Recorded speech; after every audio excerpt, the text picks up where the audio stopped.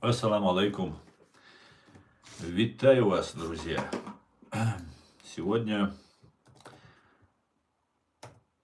28 июля 2025 года. С вами снова я, Аслан Арцуев, на канале в YouTube Reality и на канале в TikTok Аслан Арцуев. Извиняюсь за опоздание. 17 часов 9 минут по Берлину, 18 часов 9 минут по городу Джохар. Друзья, я вас всех сердечно приветствую. Так, всем тем, кто находится во временно оккупированной Чеченской республике Ичкерия, либо фашистской России, пожалуйста, заботьтесь о вашей безопасности, не пишите комментарии и не распространяйте ссылку на наш стрим. Смотреть пока безопасно, поэтому смотрите на здоровье. Не забывайте ставить лайки и все такое. Сегодняшний стрим наш называется «Война оси зла на Кавказе». Россия, Иран, Армения и Грузия против Баку и НАТО, вопросительный знак. Давайте об этом и многом другом поговорим. Но прежде сообщение от Генерального штаба Вооруженных сил Украины о потерях боевиков в русско-украинской войне. Или же антиукраинской войне. Сегодня цифра круглая. Я думаю, есть повод отметить, кто захочет. Ровно 1000 убитых и раненых российских боевиков, 4 танка, 1 боевая бронированная машина, 4 артиллерийские системы уничтожено, 1 РСЗО уничтожена, 235 БПЛА сбито, 103 автомобильной техники и цистерн также уничтожено. С чем я вас всех и поздравляю.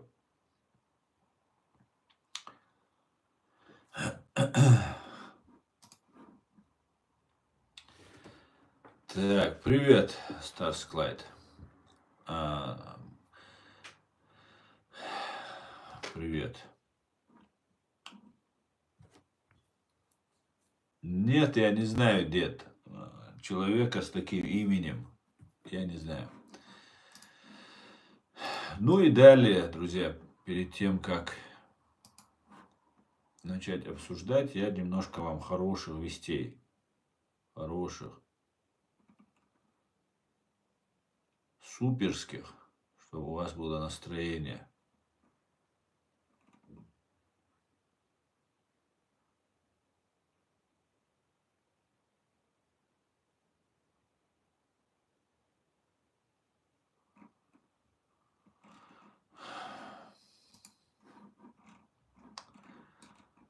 Смотрите.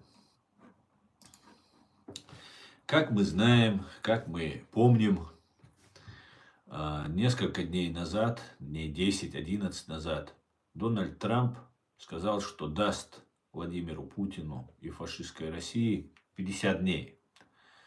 И если он не остановит войну, то проблемы будут мощнейшие.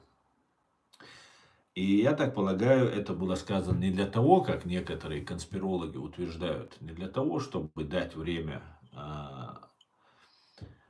Путину, России на что-то там, как разные распространяют конспирологические версии, а для того, чтобы самим подготовиться, понимаете, самим иметь какую-то защиту после того, как будут наложены санкции и, например, на Индию. Индия тоже огромная страна и по количеству населения, наверное, первая в мире. И ей очень важно иметь нефть и газ российский.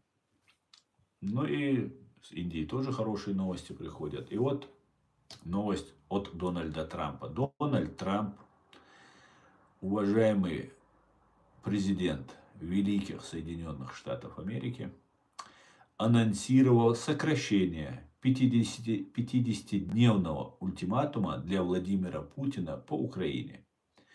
Я очень разочарован в президенте Путине, поэтому нам нужно посмотреть, и я собираюсь сократить те 50 дней, которые я ему дал, до меньшего числа.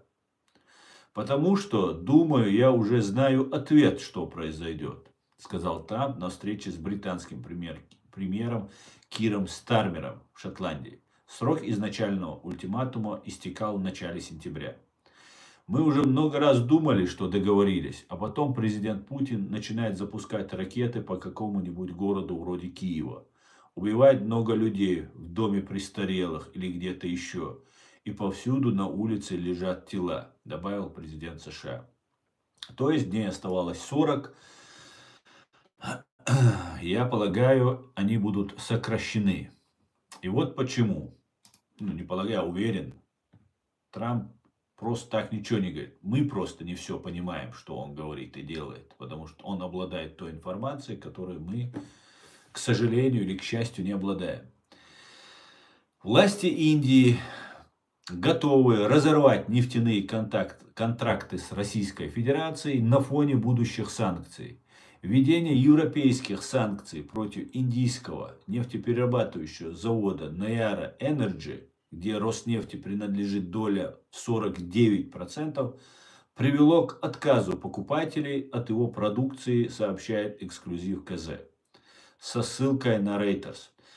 Танкеры перестали забирать нефтепродукты, поставки которые в ЕС стали запрещены, следом сложности возникли и с поставками сырья. Продавцы также начали избегать сотрудничества с Nayara Energy.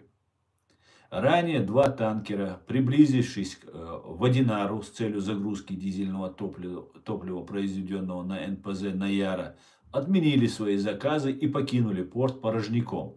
Сначала так поступил танкер Талара, зафрахтованный BP, а затем Change King Юн, арендованный китайской PetroChina, который теперь направляется в Кувейт для загрузки аналогичного груза.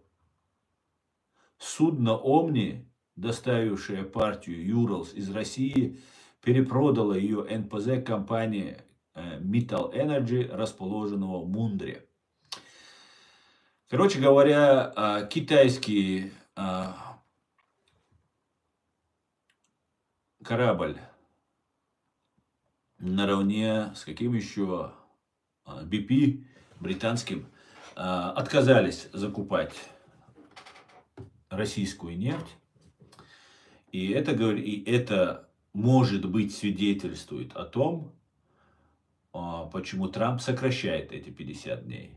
Понимаете, о чем я? То есть ему нужно было заменить эту нефть перед Индией, Китаем. Это же нельзя просто так сказать: ребят, вы этого не делаете. Они скажут: да у нас столько проблем, что мы обязаны это делать. Нужно что-то предложить взамен.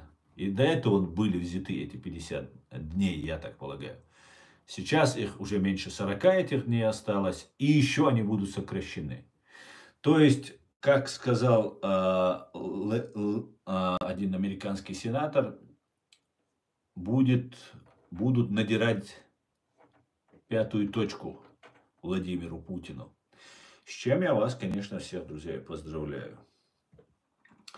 Вот такая вот интересная вещь. Интереснейшая просто.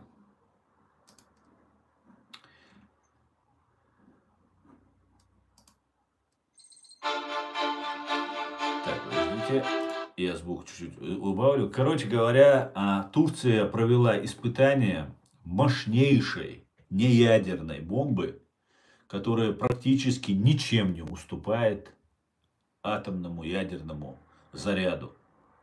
Единственное, она не уничтожает радиацией все живое потом на протяжении десятилетий. И эти ракеты уже на вооружении у Турции есть. И мы сейчас перейдем к нашей сегодняшней главной теме. Вот как раз я испытания тут смотрю, как проводят. Новый закон позволяет Москве, кстати, про закон тоже нужно, очень важно обратить внимание на это, и это касается чеченцев в первую очередь. Дело в том, что Россия закручивает гайки и принимает закон о том, что даже если вы ищете что-то в интернете, и это подпадает под экстремизм, экстремистскую какую-то литературу или материал, то вас могут привлечь к ответственности. Поэтому, во-первых, всем советую никогда не пользоваться Яндексом или вообще чем-либо связанным с этим руснявой вот этой темой. И вообще нужно отдельно заводить телефон, который будет храниться дома, на котором будет VPN и так далее. Чтобы вы с него заходили, читали новости, как когда-то мы слушали Радио Свобода, Голос Америки, ну и все остальное. Теперь эту роль будет исполнять реалити. Потому что Радио Свобода себя ведет очень странно. Ну, иногда я думаю, что это просто филиал какого-нибудь российского канала. Ну вот, как-то так. Поэтому вам придется как-то себя обезопасить, когда вы будете читать, смотреть новости. И новый закон позволяет Москве закрыть любую группу, в которой есть даже один экстремист. Понимаете? Вот есть в Телеграме какая-то группа, в нее заходит человек, общается там, он признан экстремистом, или Россия считает его экстремистом. Все, вся группа закрывается. Ну, что и следовало ожидать, вообще-то. Что и следовало ожидать.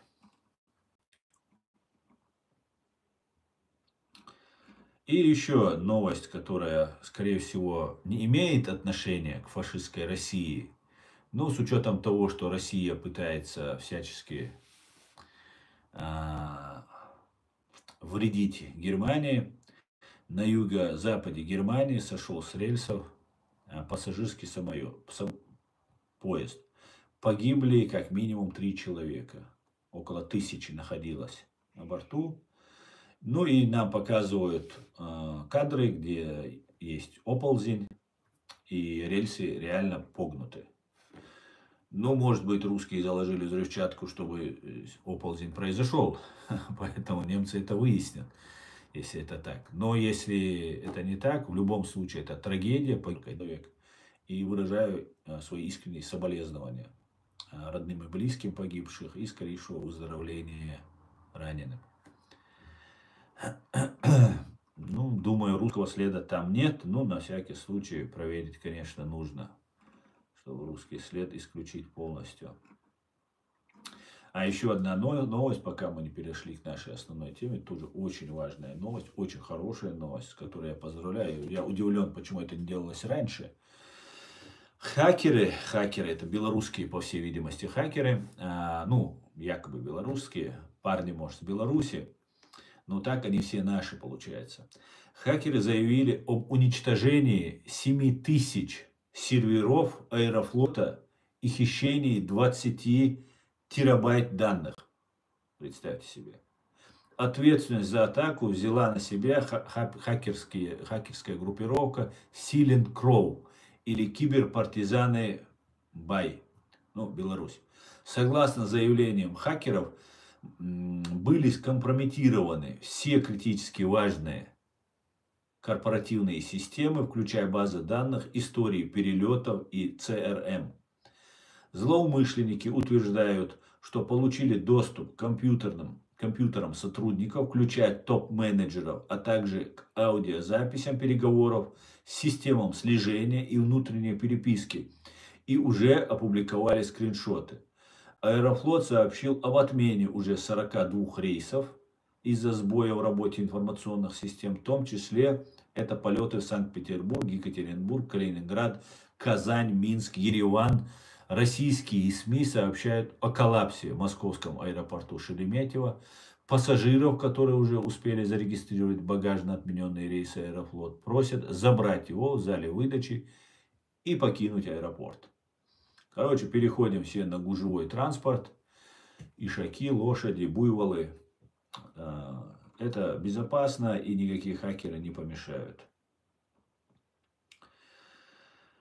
Вот такая вот интересная история. И вчера, вот мне тут Facebook напомнил, вчера, год назад, точнее 26 июля, 2 дня назад, получается год назад, 24 года, немецко-чеченская правозащитная ассоциация, правозащитный центр Ичкерия, Human Rights Center Ичкерия, внесен в список экстремистских организаций в фашистской российской так называемой федерации. Так что нашему экстремизму исполнился год.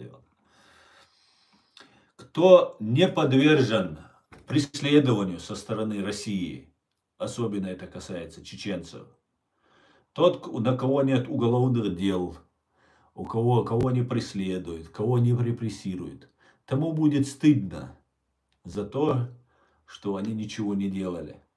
Самое трудное время. Так что иметь уголовное дело от фашистской русни, это значит супер, ребята. Все отлично дело. Все отлично. Ну, давайте перейдем. Сейчас я почитаю ваш комментарий, посмотрю, что вы. Тут троллятина к нам зашла, да, наверное? Давайте посмотрим, что нам пишет троллятина.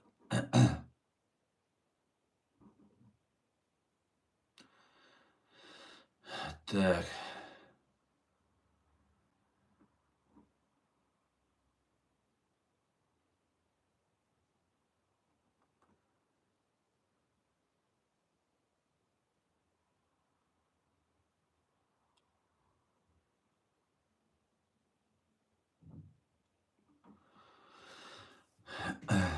У всех кавказских народов враг номер один – это Россия. Прощай, немытая Россия.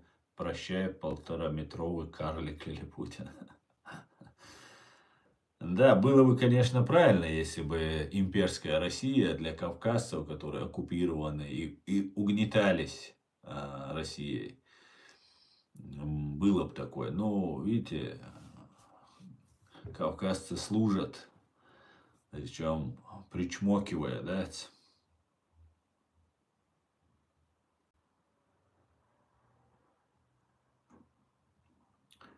Ичкерия будет Вильной. Дай бог, Дмитро, дай бог. Украина победит. Так.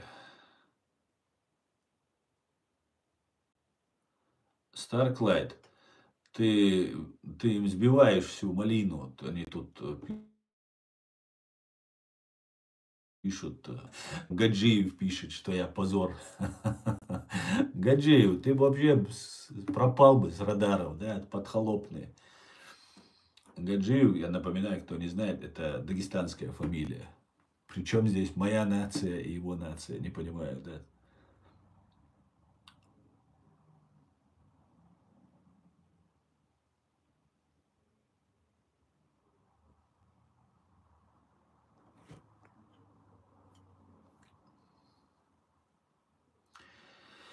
Чеченская республика Ичкерия – страшный сон русских нациков. Ну, и знаешь, Старклайт, не столько русских нациков, хотя им тоже это очень не нравится, это страшный сон для ФСБ, Чеченская республика Ичкерия. Они сделали просто все возможное и невозможное, чтобы уничтожить наше правительство, наше сопротивление, нашу идею.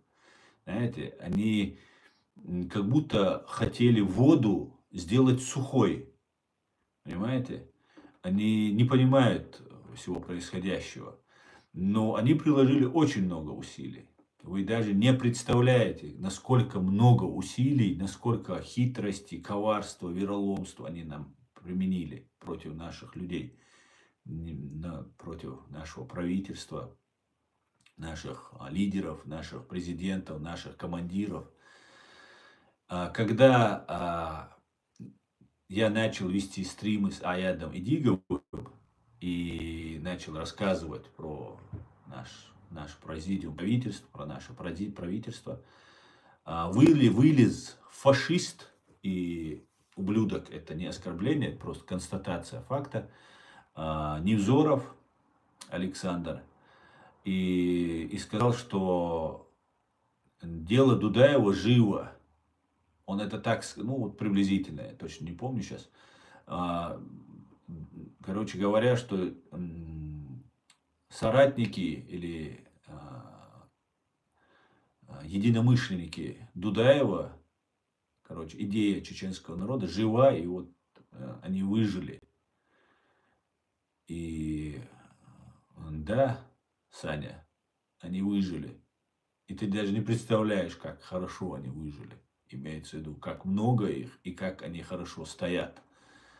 Просто вы все увидите в свое время. И ты, Александр Невзоров, если не сдохнешь от сигарет, которых куришь, то окажешься на скамье подсудимых. Вот такие вот вещи. Они очень бы хотели бы, чтобы не было. Вот есть ФСБ, есть военные и вот эти пропагандисты. Вот для них Ичкерия страшнее, чем для русских нациков. Русские нацики, они сами инструмент ФСБ, русские нацики. Нету никакого русского национального движения, свободного. Это инструмент ФСБ. Они полностью ими управляют. Не где-то как-то, а полностью.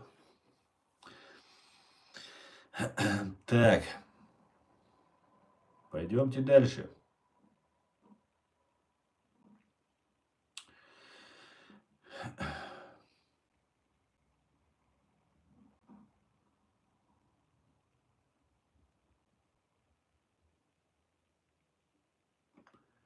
Ичкерия будет, да, Дмитрий, спасибо, дай бог. Дай бог, Рашка развалится.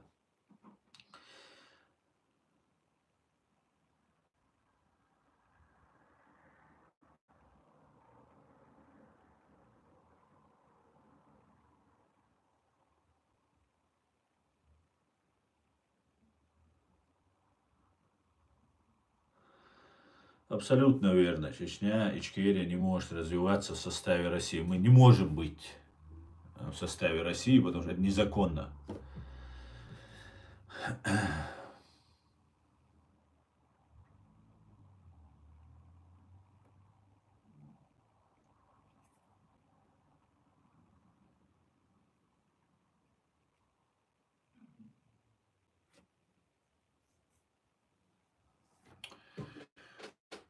Так, ну давайте, друзья, обсудим нашу основную тему.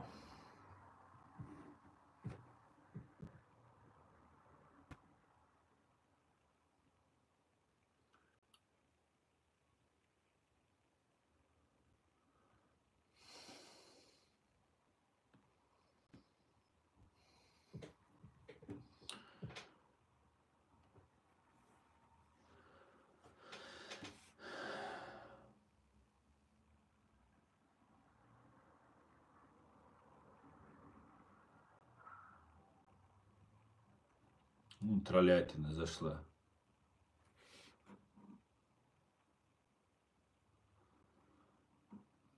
Ну да ладно.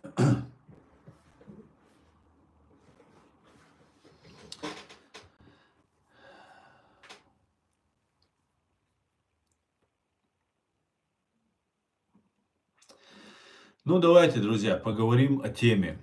Дело в том, что может быть для передислокации, может быть для широкомасштабных боевых действий против Азербайджана через территорию Грузии вошли российские войска, как некоторые утверждают, пока эта информация неофициальная, прошли в Грузию, в Армению, проследовали. Иногда у них ротация происходит, они меняются, такое происходило. Но сейчас, по всей видимости, самолеты приземляются в Армении на российской базе. И, по всей видимости, готовится большая война. Большущая война готовится. К этому подтягивается Иран. Иран заявляет на свои права и собирается очень серьезно взяться за ситуацию, которая сейчас развивается в Зангезуре, в Зангезурском этом коридоре, так называемом. Одновременно с этим происходят другие события. На территории Азербайджана приземляются F-16. Турецкая армия уже на территории Азербайджана.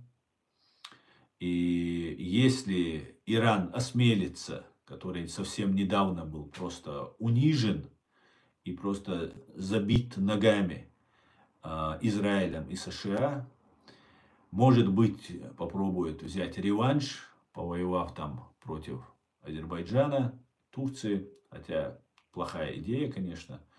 Но, по всей видимости, очень серьезные события разворачиваются. Вчера ночью были обстрелы азербайджанской стороны артиллерии. Есть погибшие и раненые с азербайджанского, гражданское население, гражданские люди. Погибшие есть и раненые есть. И эта ситуация только-только эскалировать начинает. Будем сейчас наблюдать за этим. Но, по всей видимости, я уже вижу, что может быть Армения, Россия и Иран, потому что в Армении тоже не все спокойно. Пашиняна начали поддерживать люди, но еще на территории Армении огромное количество российской агентуры, как мы все знаем. Армяне веками служили России, и поэтому там у них есть потомственная вот эта армия своих пророссийских товарищей, и, по всей видимости, армяне неоднозначно хотят там с Азербайджаном, с Турцией, с Западом дружить. Они хотят дружить с Россией. Ну и Россия их туда подначивает. И вот то, что если сейчас это подтвердится, что через территорию Грузии зашли не просто для ротации какие-то эшелоны, а идет реальная переброска войск, это, конечно, скоро, в ближайшие дни, сегодня, завтра, послезавтра уже все станет известно, то Грузия тоже не очень хорошем виде тогда получается. И это говорит о том, что грузинам, нормальным грузинам, вот этого Иванишвили, если это, конечно, подтвердится, Иванишвили надо будет гнать, нет, его уже не гнать, его нужно сажать, привлекать к уголовной ответственности, судить его нужно, а потом уже сажать. Вот такие, ну, его нужно сперва посадить, чтобы не сбежал, а потом судить. Поэтому вот такая вот ситуация намечается. И эта вся ситуация разворачивается в Закавказье, в Армении. И мы, чеченцы, должны быть готовы к такому развитию события и не дать себя использовать фашистской России. Знаете, у нас какая дома ситуация? Например, идет мобилизация.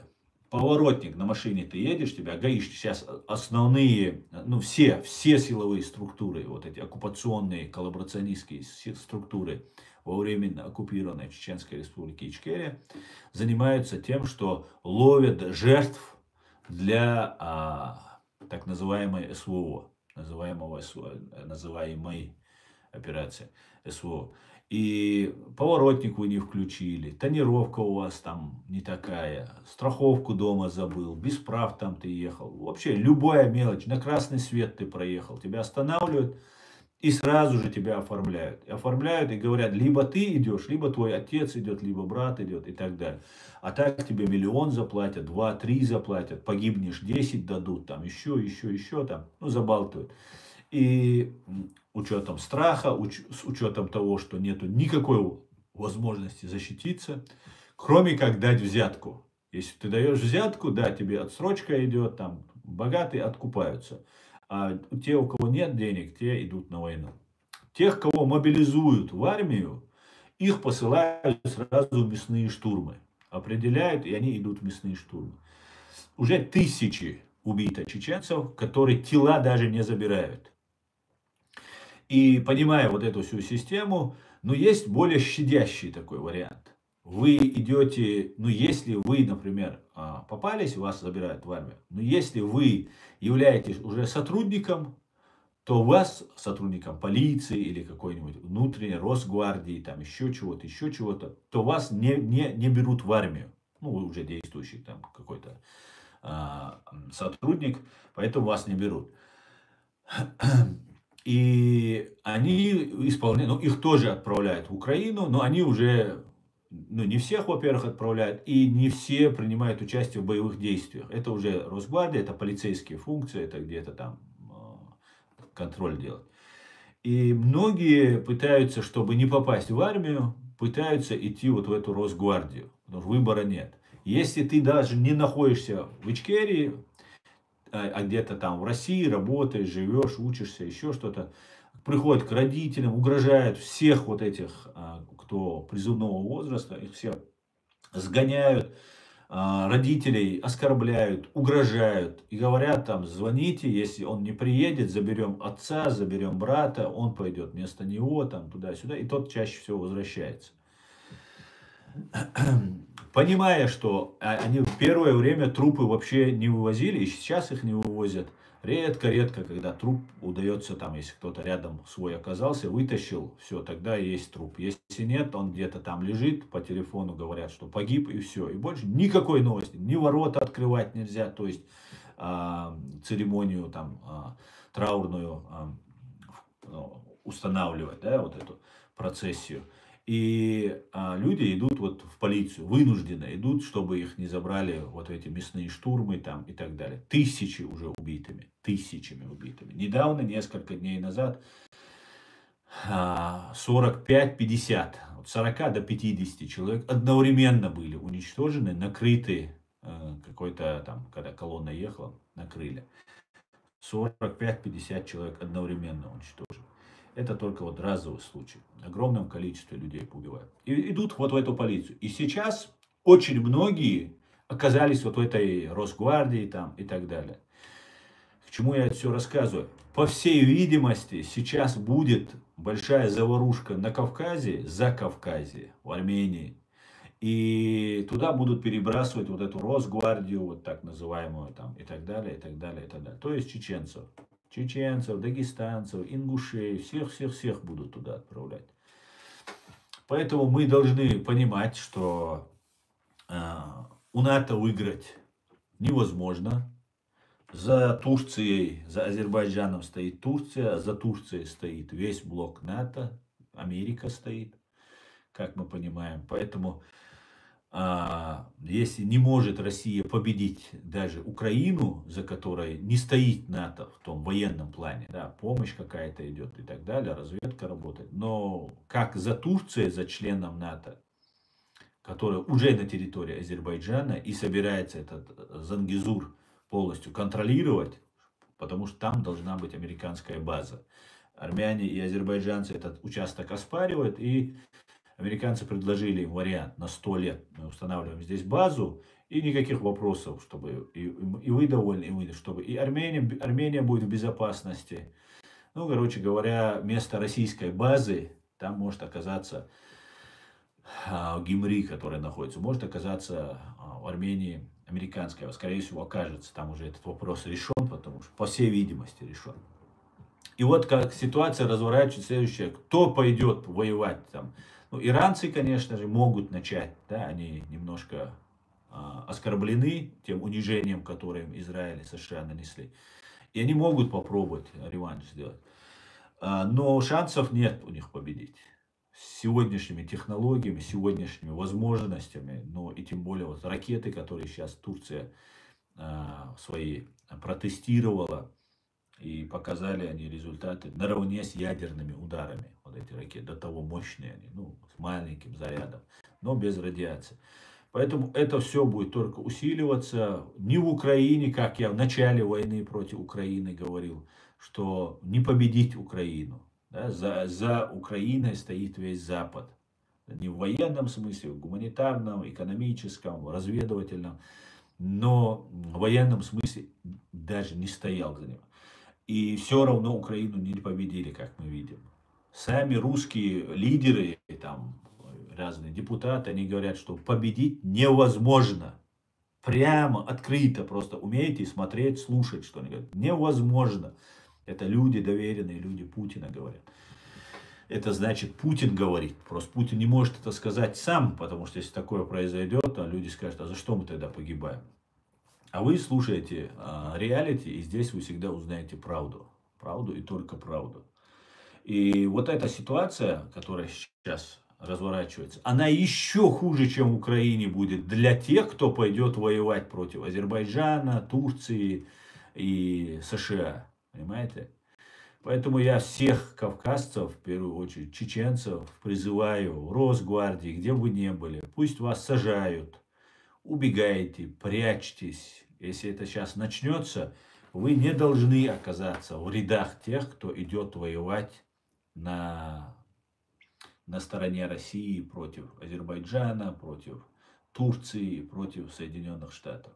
Вы не должны быть на этой стороне, потому что, во-первых, это незаконно, это не богоугодно, а во-вторых, у вас нет никаких шансов победить. Только удобрить закавказскую землю или кавказскую, азербайджанскую землю. Поэтому никаких шансов нет. Поэтому я вас предупреждаю, друзья. Я, наверное, еще отдельно видео по этому поводу короткое запишу, чтобы разослали это видео всем.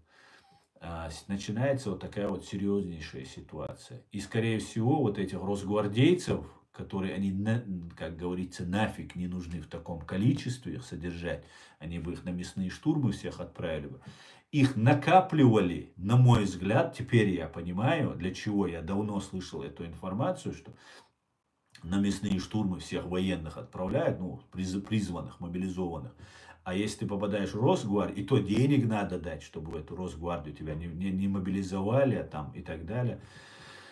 Взяли в Росгвардию. Это как будто такая немножко защита, что ты на мясной штурм не попадешь. Но я так полагаю, в таком количестве они им нафиг не нужны были. Но их набирали, потому что никто не хочет идти в армию. Всем приходит повестка, все бегут записываться в Росгвардию, чтобы не идти в армию. И сейчас, я так полагаю, их готовят, наверное, для того, чтобы они воевали против Азербайджана, против Турции и так далее. Все, кто будет воевать против Азербайджана, вы предатели. Заранее вам говорю. И у вас нет никаких шансов. Вы предатели и чеченцев, и Бога. И у вас нет никаких шансов победить в этой войне. Прийти оттуда героями, с медалями и так далее. Только в черном целлофановом мешке. Как-то так, друзья. Будем наблюдать, буду держать вас в курсе, буду сообщать, как реагировать, что делать. Следите за новостями, как говорится. Давайте почитаем ваши комментарии, друзья.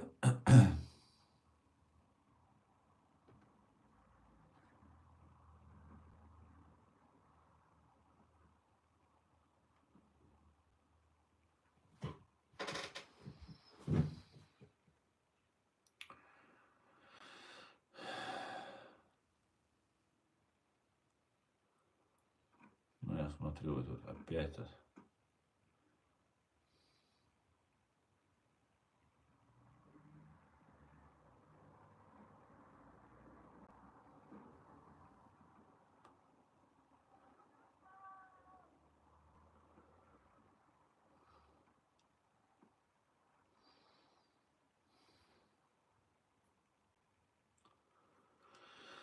Георгий, информация по переброске войск я увидел в YouTube. Канал, если тебе нужно, напиши под видео комментарий этот. Я тебе ссылку для тебя скину. Поэтому я так и сказал аккуратно, что может быть это еще не подтвержденная информация. Если она подтвердится, эта информация, это просто катастрофа. Это просто катастрофа. Но поэтому вот такая вот информация была просто. Сам ничего я не придумал.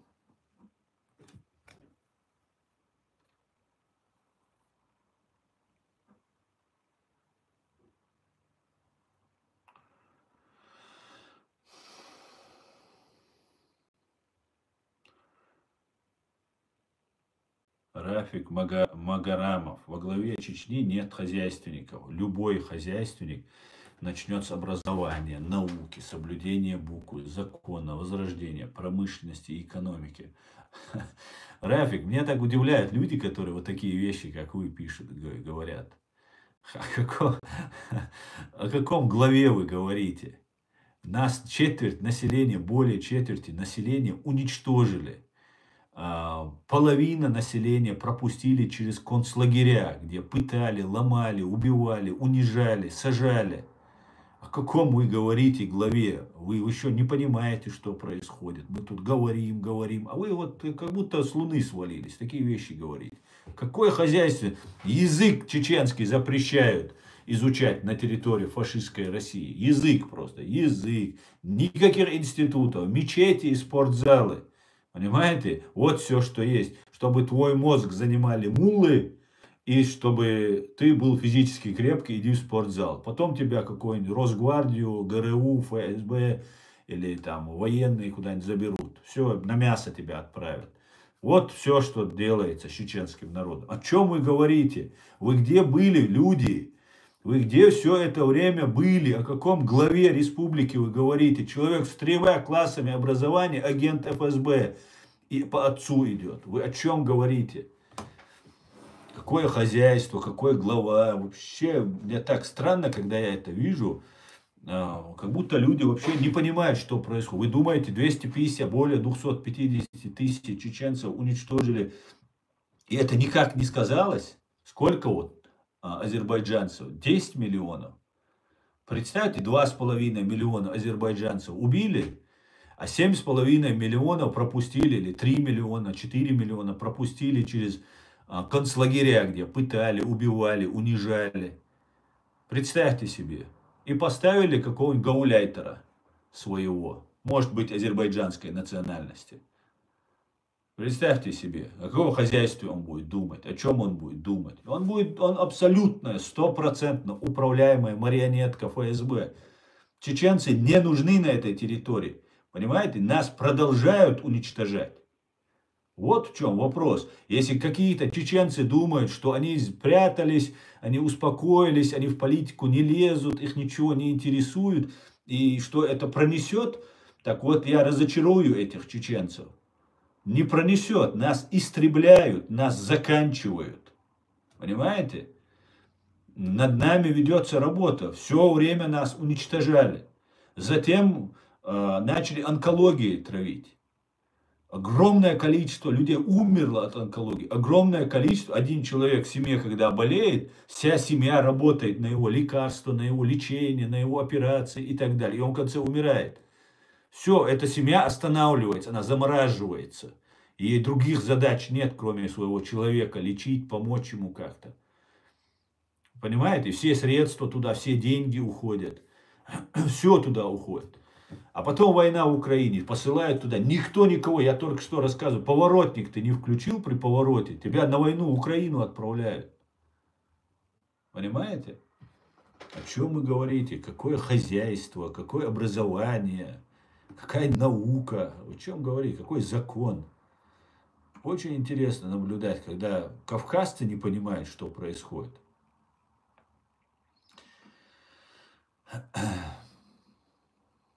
Так, давайте дальше.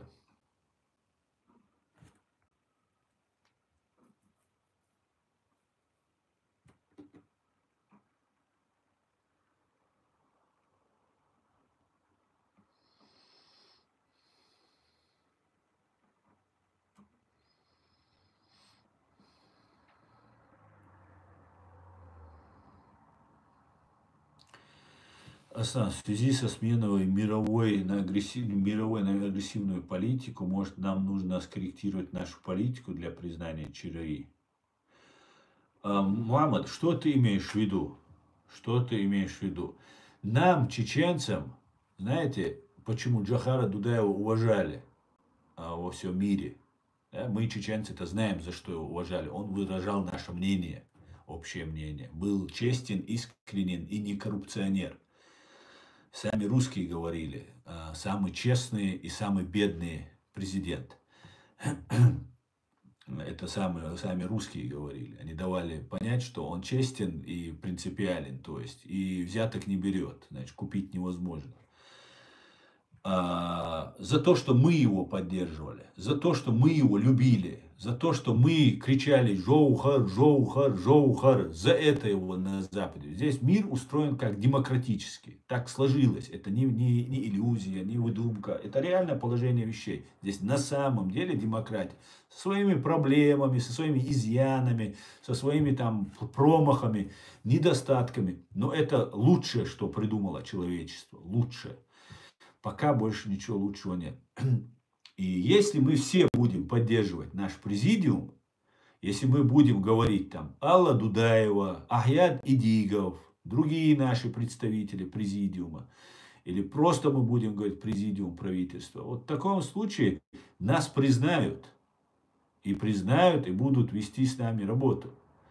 А по-другому никак. Мы должны показать, что мы единое гражданское общество, что мы понимаем, что нам говорит наш президиум, куда он нас ведет, какие чаяния он преследует.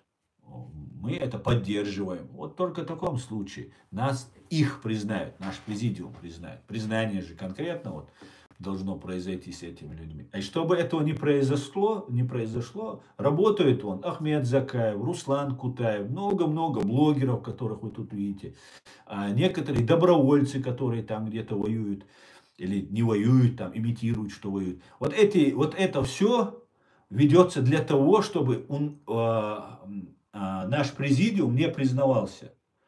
И знаете, что мне сказал один человек? Он сказал, мы не можем в своих тут проблемах разобраться, а в ваших чеченских так сложно, прости меня. Вот так он мне сказал. Понимаете? И они не уверены, кто, где, что. Им без разницы, по факту, за кого выстрелят. Пойдут за Русланом Кутаевым или за Ахмедом Закаевым люди.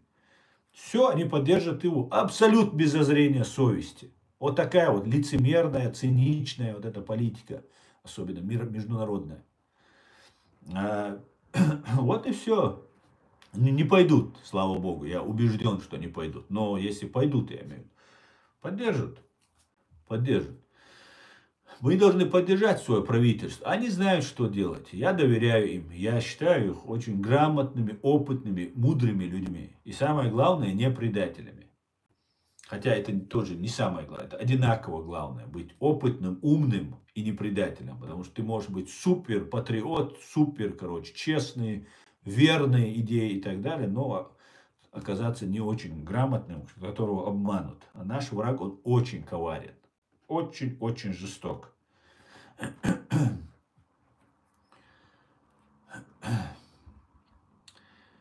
Так.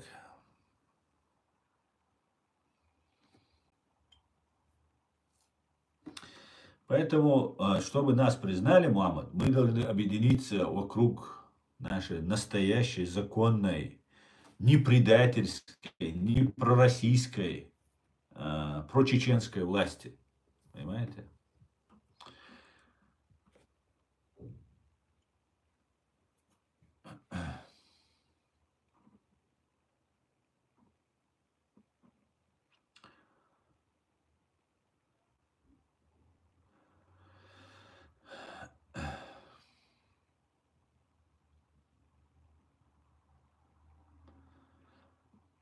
Не, Грузия не идет на Азербайджан. Я это не сказал Ван Дамму. Я сказал, что пропустили, что есть поступила информация, и я ее вкупе рассказал со всем, о чем сейчас обсуждалось.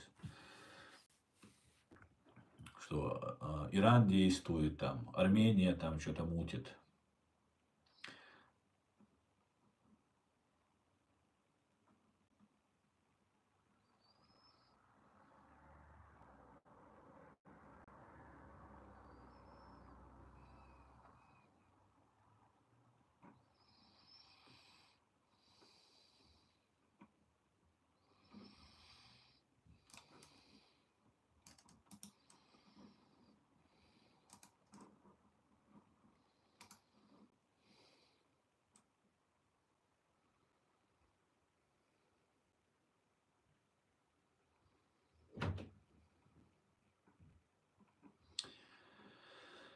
Так, этот Пабло мне что-то все эфир забивает свой. Тролль обычно.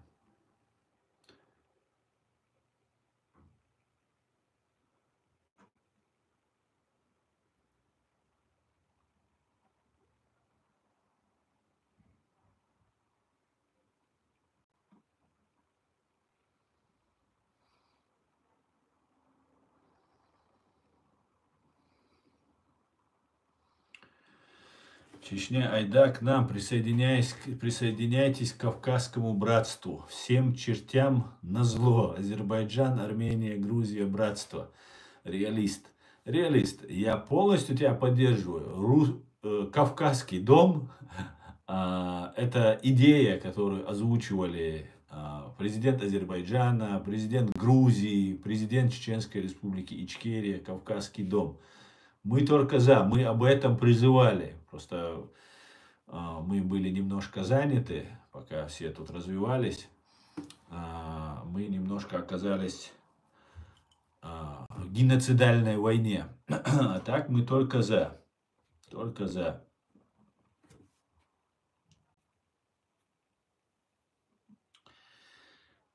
Так.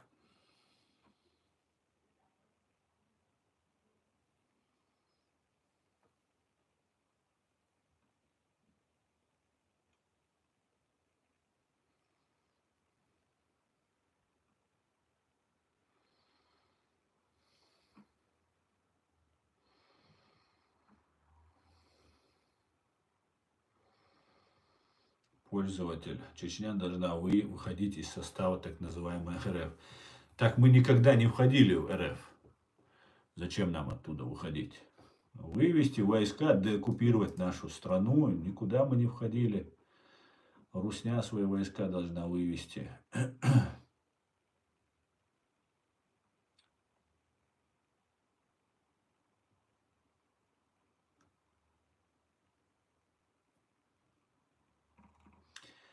Так, друзья, тут меня забивают они всяким этим.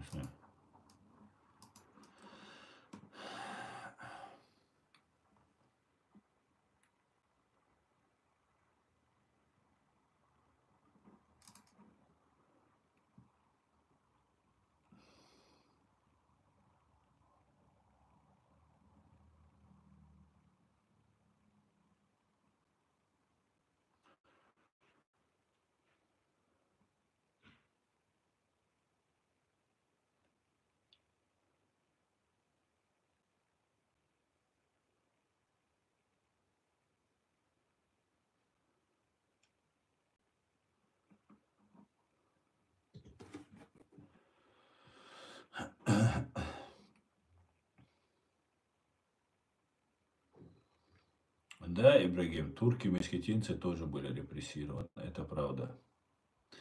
А ты турок-месхетинец, Ибрагим? Ты турок-месхетинец, скажи мне. Вас ведь тоже депортировали куда-то в теплые страны, по-моему, в теплые республики. Но депортировали.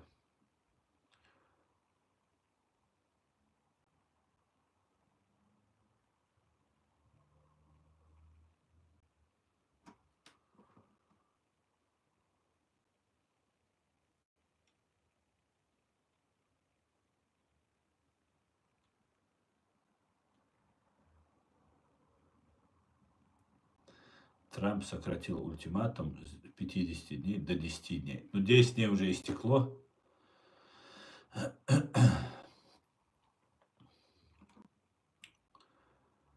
В итоге курды поступили правильно с армянами, говорит Ибрагим. Ибрагим, ты пособник геноцида, который совершен над армянами. Поэтому тебе бан. Я фашистов здесь не терплю.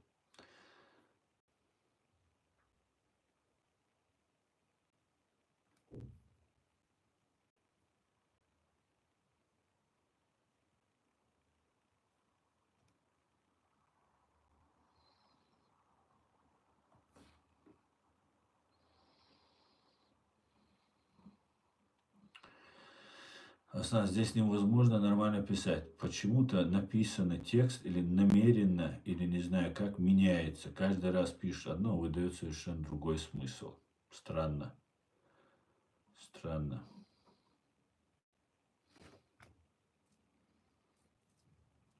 Слава Ичкери, героям слава, Сильвер.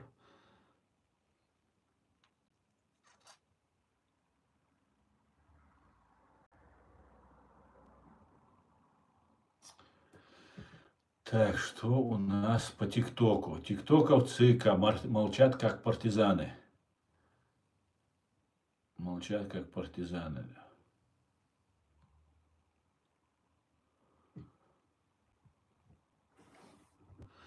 Когда турок говорит о депортации, это кринж полнейший. Сами греков и армян выдавливали с Малой Азии, что сегодня там их практически нету. Несколько тысяч осталось.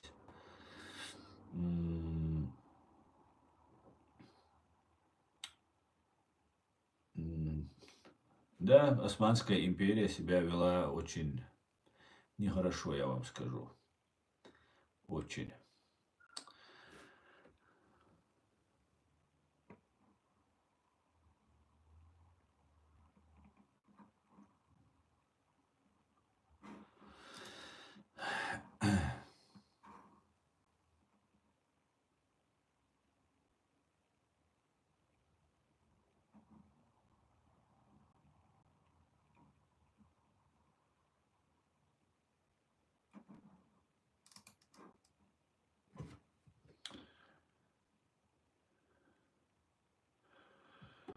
Сегодня стрим у нас будет 2 часа, друзья. Поэтому настраиваемся.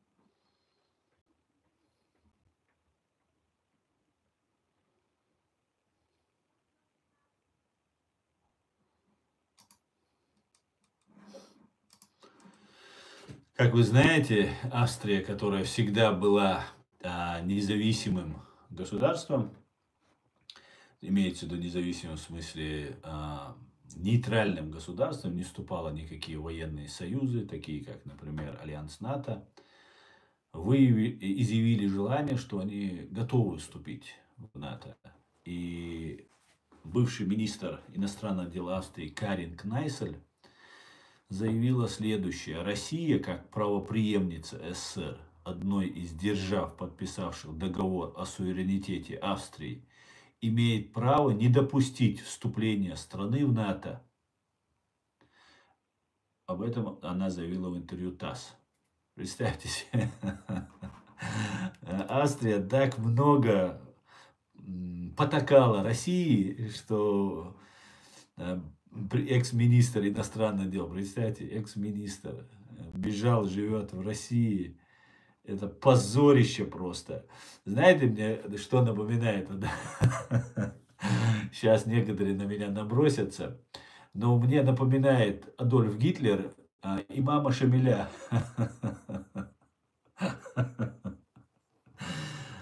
Он тоже сюда перебрался, в Германию из Австрии, Адольф Гитлер, поднял немцев, там, долбил им идею о какой-то избранности там, и так далее, что надо всех убивать, там, арийская раса и все такое. И как бы Австрия практически не пострадала. Немножко пострадала, но не сильно. И причем нацисты, фашисты там больше еще, они Гитлера помнят, как в Дагестане любят этого имама Шамиля, точно так же они там любят Гитлера. И чеченцы оказались просто разбиты вот из-за имама Шамиля. Ну, конечно, не из-за имама Шамиля, из-за фашистской России, конечно, имперской России. Но в итоге приблизительно схожий сценарий получается. Вот сейчас все на меня набросятся. Имама Шамиля сравнил там с Гитлером и так далее. Ну, приблизительно одинаковые два торчка. Один уничтожал чеченцев там, под видом ислама. Правда, потом ему не мешало находиться в кругу царских генералов, царских попов. И не называл их кафирами. Почему-то чеченцев он заставлял отказываться от своего чеченства при помощи чеченского оружия. Другого оружия у него не было. Вот такая вот получилась катавасия, понимаете? И потом сдал. Но Гитлер оказался более мужественный, правда. Гитлер застрелился. А имам Шамиль предпочел совсем награбленным из разоренной Ичкерии, Чечении перебраться в Калугу. Да, в этом смысле, конечно, немножко не очень похож. Да? И Гитлер более мужественный оказался. Так.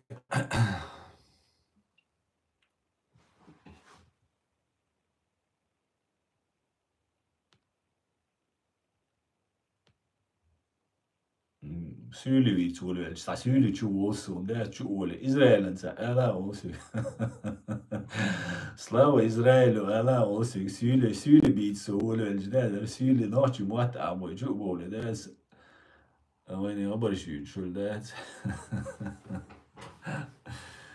Да, до того, короче.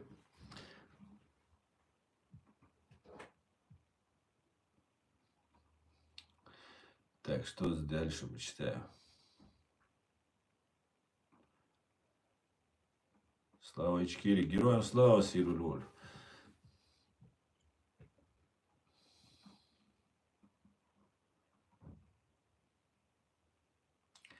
Я с твоими братами воевал против наших ворогів.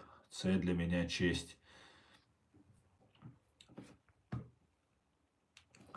Сильвер, респект тебе, уважуха. И всему ЗСУ и украинскому народу, кто противостоит этой чуме.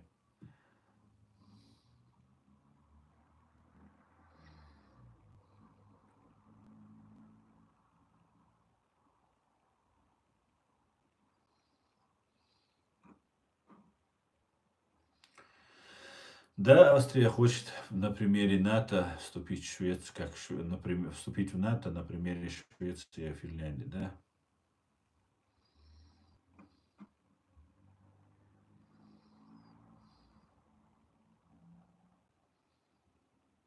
Да, да, Андро, я потом только понял, да. Гитлер в этом смысле более честный оказался в своих. Он более искренен был, честен был по сравнению для своего окружения. Имам оказался немножко не таким, да.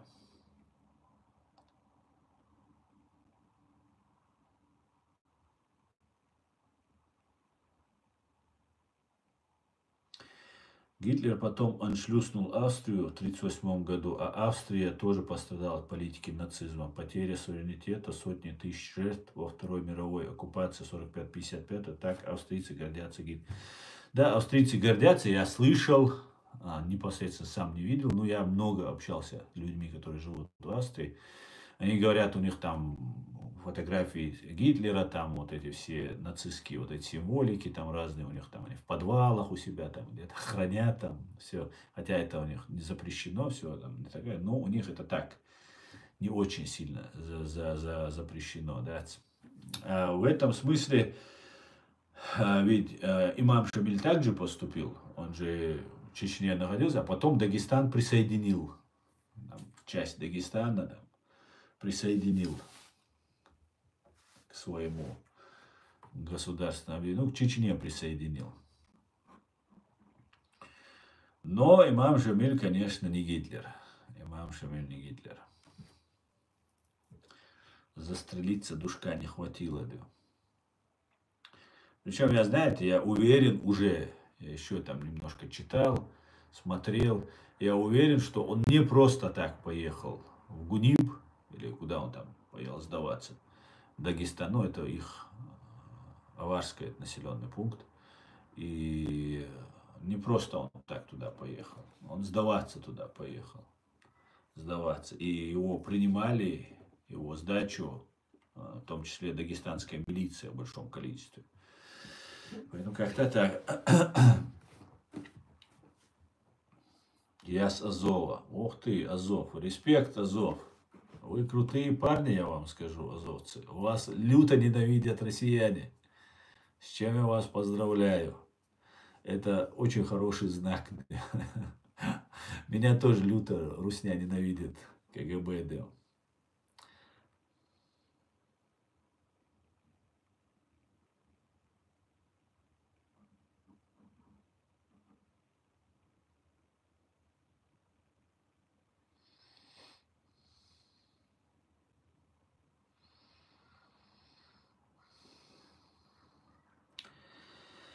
За прошлые ошибки наших предков, совершаемых под давлением империй, надо прощать для свободной и счастливой жизни и дружбы молодых поколений. Ну, я скажу вам так, смотрите, если я наезжаю на имама Шамиля, я на него наезжаю не потому, что он наш сосед или он аварец. Нет, я его считаю своим, имама Шамиля. Понимаете? Я точно так же говорю про любого, кто был лидером и повел себя подобным образом. И неважно, какой он национальность. Это раз. Во-вторых, я вижу, что из имама Шамиля пытаются сейчас сделать какого-то героя. И я просто говорю свою позицию. Причем я к нему отношусь как к чеченцу. Мой народ его выбрал, мои люди его выбрали, сделали его и шли под его знаменем, и выполняли его приказы, гибли в огромном количестве. Поэтому это наш человек. Это не аварский человек, не дагестанский человек, это наш человек. И он совершил этот поступок. И я считаю, что я имею право рассказать людям, своим молодому поколению, чтобы они знали, что было. А делать выводы им под давлением империи или нет. Я все понимаю. И давление понимаю. Я понимаю, что тяжело сдаются там, и так далее, и так далее. Но я даже разрешаю, в моем понимании, рядовым бойцам сдаваться в плен, если они окружены. Ничего зазорного, если они окружены реально и могут погибнуть, если у них есть шанс выжить, пусть даже в плену, пусть даже там в тюрьме, но пусть они выживут. Но этого не может делать лидер. Не имеет он на это права. Нет у него этого права. И только об этом я говорю. И говорю как к своему человеку. Не к аварцу, не к дагестанцу, не к кому-нибудь. Это наш человек. Понимаете? Мы его избрали, и мы шли и выполняли его приказы. И все, я его не осуждаю в такой мере. И я считаю, что просто люди должны знать, молодежь должна знать, что этот человек поступил вероломно и подло. Если у него не хватило духа умереть, то не надо было возглавлять. Не надо было возглавлять. Вот о чем я говорю. Только лишь об этом. Только лишь об этом. И аварцы мне пишут, что ты сказал, ты где, ты на себя посмотри. Кто вы вообще такие, вообще, скажите мне. Это наш человек, вы его выгнали. А теперь вы сейчас там, аварец, он аварец. Никакое этническое принадлежность не имеет значения. Понимаете? Он сказал не сопротивляться России, сдался в плен, вывез награбленное. Это исторические факты. Исторические проверенные факты. Вывез своих жен, своих детей, получал жалования, жил в Калуге, встречался с генералами, встречался там с разными другими там людьми, попами, участвовал во всех этих мероприятиях, которые царская Россия. Таким образом он показывал покорение Кавказа. Понимаете? Покорение. Для меня это неприемлемо. Я не могу это даже через 150 лет, на 160 лет на это смотреть, как будто ничего не было. Просто как он сам себя чувствовал в этот момент. Не воняло ему от себя. Награбленный вывез туда, получать жалования, получать от царя. Но это же вот такие вот дела. Поэтому я всех простил их, это было давно, но мы должны знать, чтобы в следующий раз мы не привели опять кого-нибудь, который потом нас сдаст. Посмотрите на наших президентов. Джохар Дудаев, Аслан Масхадов, Зелимхан Яндарбиев, потом Аслан Масхадов,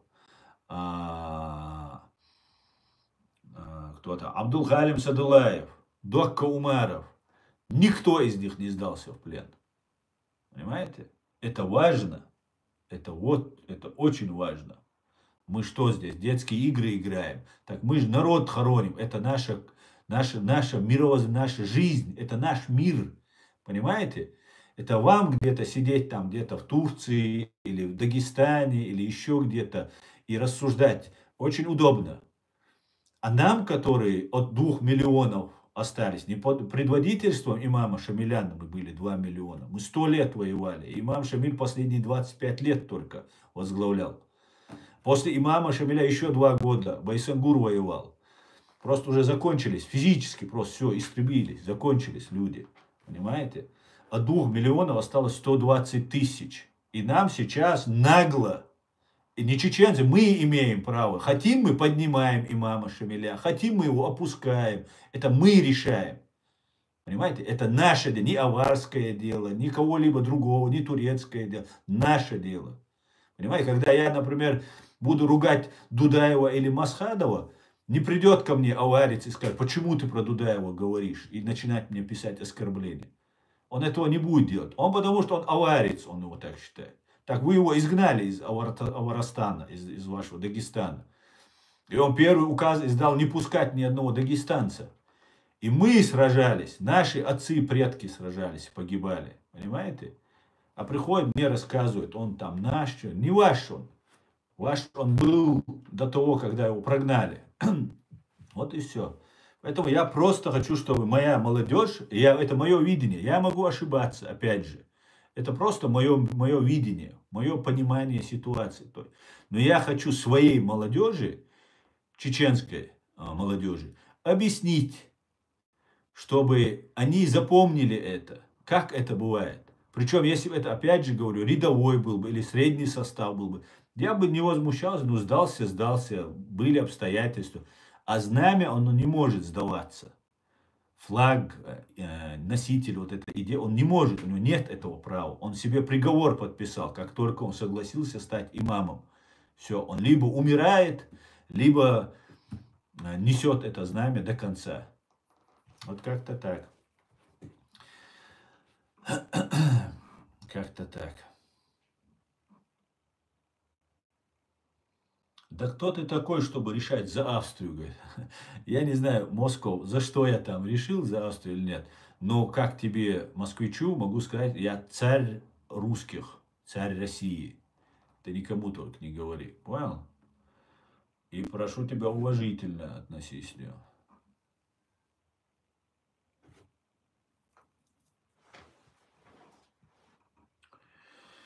Так, давайте дальше.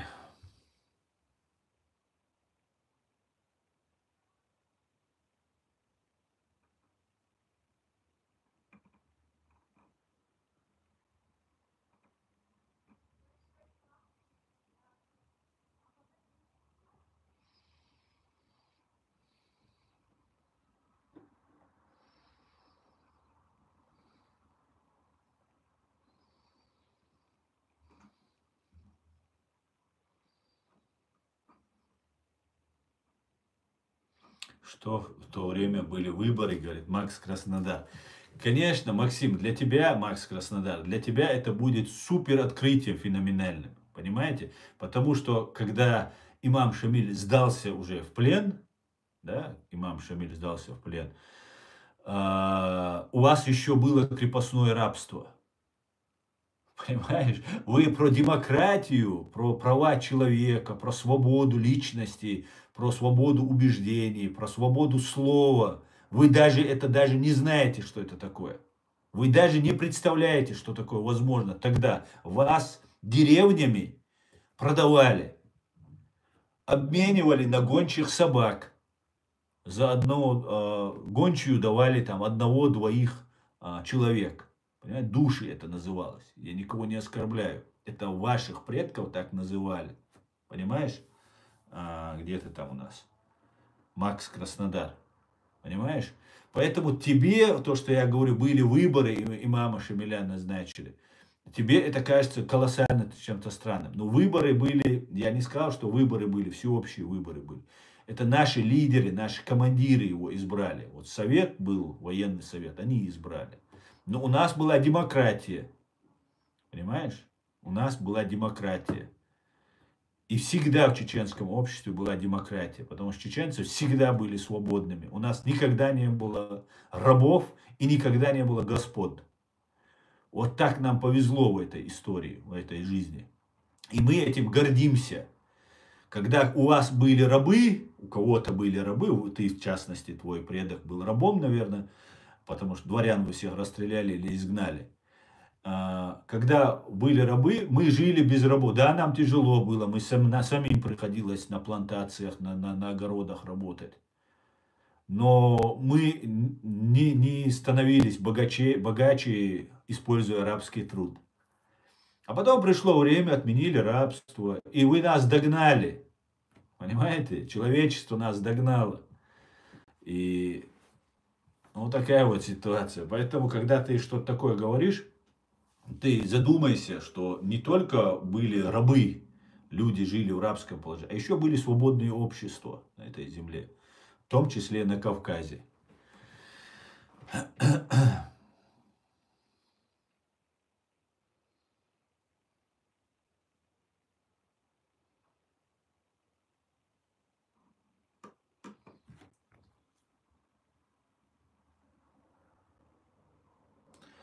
Особенно в то время национальность не считалась, только мусульманин или нет. Нет, Файза, не считалось. Очень даже считалось. Очень даже. И именно имам Шамиль нам навязывал вот эти строгие рамки ислама. Он говорил, что вот то, что вы говорите, Файза, именно он говорил, что не должно быть никакого чеченства. Все должны быть мусульмане. Мы не должны делиться на национальности. Правда, потом он вокруг себя собрал дагестанцев, потому что чеченцы уже и погибли, и уже были им недовольны. Он потихонечку заменил. Ну, почему-то по национальному признаку он аварцев себе подбирал, там, кумыков. А так, очень даже делились, очень даже. Да, в Османской империи, тюркской, она перемалывала всех. Да, она всех делала тюрками. Но опять же, это она не делала их мусульманами, она их делала тюрками, османами она их делала. Опять же, вроде противоречия какое-то наблюдается.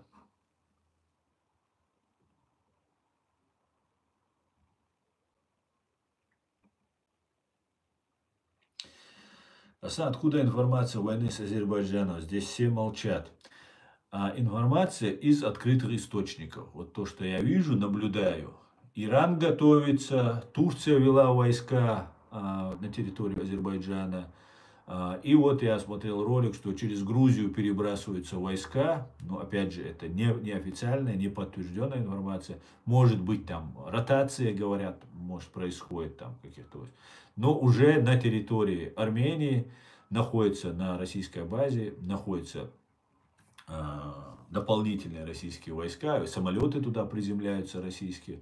И говорят, обстрел произошел из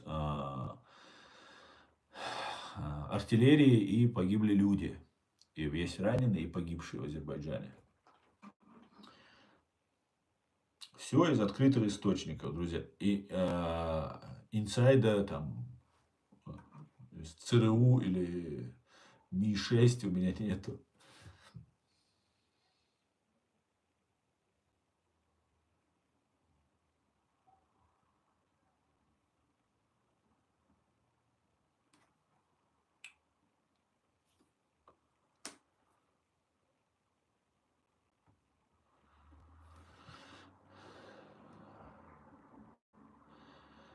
Мухаммад, мне кажется наоборот, что там дагестанцы, это все сейчас можно интерпретировать как угодно, но дагестанская милиция, она могла быть для поддержки, дать ему гарантию, что вот его русские не казнят.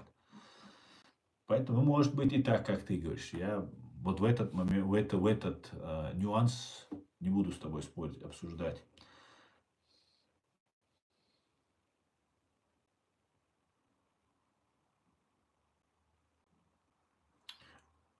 Как интересно, чеченцы стали подчиняться инородному проходимцу Шамилю, которого выперли свои же. что-то не клеится, опять какие-то псевдоисторические басни. Все клеится. Потомок холопа Макс Краснодар. Дело в том, это ж так, Макс, правильно? Поэтому ты не обижайся. Дело в том, что имам Шамиль и дагестанцы воевали против России. И у них был имам, который воевал там, и имам Шамиль тогда не имам, просто Шамиль, он оказывал сопротивление России. И дагестанские вот эти народы проиграли. И там уже орудовали коллаборационисты, пророссийские, прорусские и так далее. И он уходил от них. Вот такая вот была ситуация. А мы, чеченцы, продолжали бороться. И, конечно же, если Дагестан пал или перешел на сторону России, он пришел к нам и продолжил свою борьбу. И мы его поэтому и подняли. Потому что он был очень способным оратором, он имел опыт и был противником России, знал турецкий язык, тюркский язык, и это тоже способ. Были связи с тюрками, и мы рассчитывали, что османы нам помогут, османы нам не помогли. Ну, вот такая вот история. Поэтому здесь все честно, в зависимости от твоих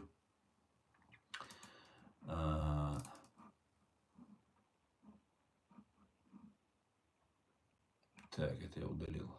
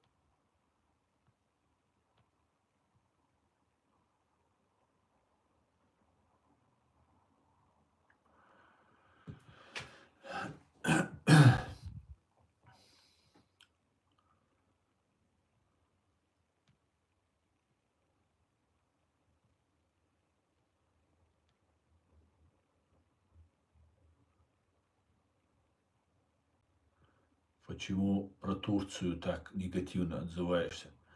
Я не отзываюсь негативно про Турцию. Почему ты решил, что я к турецкому народу отношусь с большим уважением, к туркам в частности.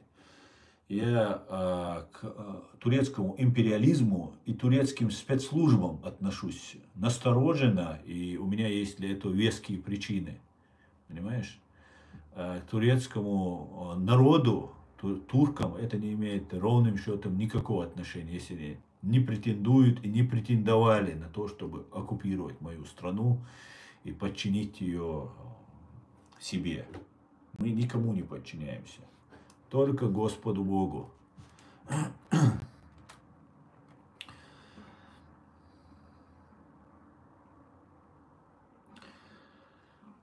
Были перешедшие на сторону русских дагестанцев. Просьба Шамиля убрать Дагестан при его сдаче описан исторический документ. Ну, может быть, Мамад, не буду спорить, может быть, ты прав. Это я как гипотезу свою версию выдвинул. А так у меня нет доказательств моей версии, что дагестанцы ему гарантировали безопасность. Я предположил. Потому что я знаю, что он перебирался в ГУНИП для того, чтобы сдаться в плен. Я читал разные тут материалы, где указывается, что он якобы уже там жен в одну сторону отправил, там детей, ну, короче, подготавливался и перешел специально в Дагестан, чтобы это было не в Чечне, а было в Дагестане, там, и так далее, и так далее. Поэтому, ну, я предположил, я, конечно, могу ошибаться.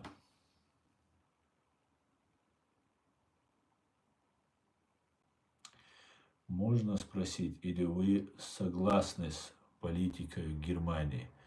Что вы имеете в виду, согласие с политикой Германии? Что конкретно, можете сказать? Политика такое, понятие растяжимое.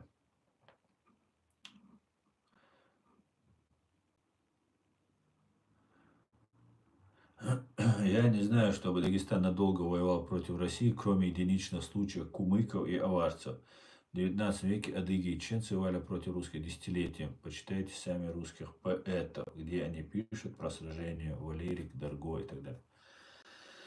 Два-три российских приехали в Грузию для участия в турнире несколько дней назад. И есть подозрение, что это бывшие военные. Об этом факте сейчас поднялся скандал. Больше ничего не слышно. Окей, Андро, спасибо за информацию. То, что грузинское общество, как мы настроены, как оно настроено, мы в принципе, нам не нужно, да, догадываться. Мы знаем, да, что грузины очень недовольны политикой России. Но власть сегодняшняя, она могла пропустить, понимаете? Вот о чем я говорю. Поэтому я так сказал. Если это не так, это супер. Потому что если это так, это просто это катастрофа. Это катастрофа. И я знаю, что грузинский народ этого не простит. Ни Иванишвили, ни кому-либо. Черкесы воевали очень долго. Конечно, черкесы очень много воевали и очень много погибли. Да, это правда. Черкесы наши братья. Аслан, ты все больше и больше похож на шерифа. Рубашка, шляпа, только значка не хватает. Эркин, подожди-ка. Ты мне хорошо напомнил про значок. У меня же есть значок. Что, выдан американцами, да? Вот так его. Пойдет? Вот сюда. Видно его? Вот так мы его приклеим. Как-нибудь. Так, да, кстати, рубашка клетчатая, как американская. Да, ну шляпа, правда, не ковбойская. Надо, кстати, попросить моих американских друзей прислать мне настоящую ковбойскую шляпу. Как вам вот так пойдет? Это мне вот подогнали, да. Видите? Подарок. Legion of Merit. Вот он, да. Хорошо, что напомнил. Все, теперь присобачим вот сюда это все дело. И будет у нас шерифский значок, да, американский. Так.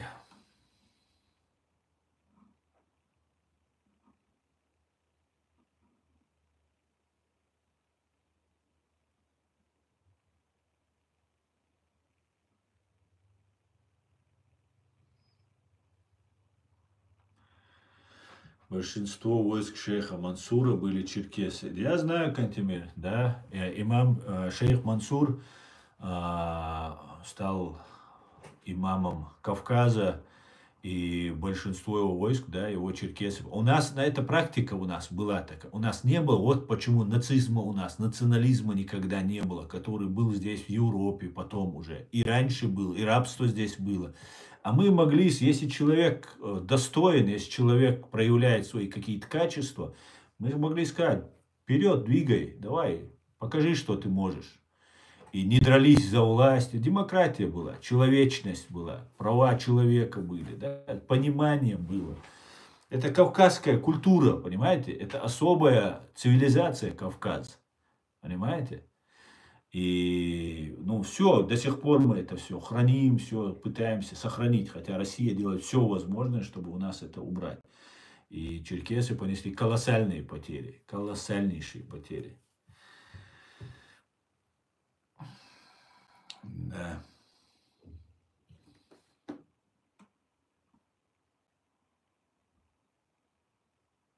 Ясно, есть какая-то книга с правдивой историей чеченцев, какую почитать?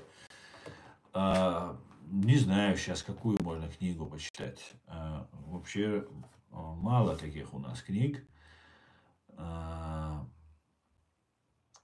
Долгие ночи есть про те события, которые там, ну, не прямо указываются. Потом Седой Кавказ есть. Ну, вот разные такие они есть.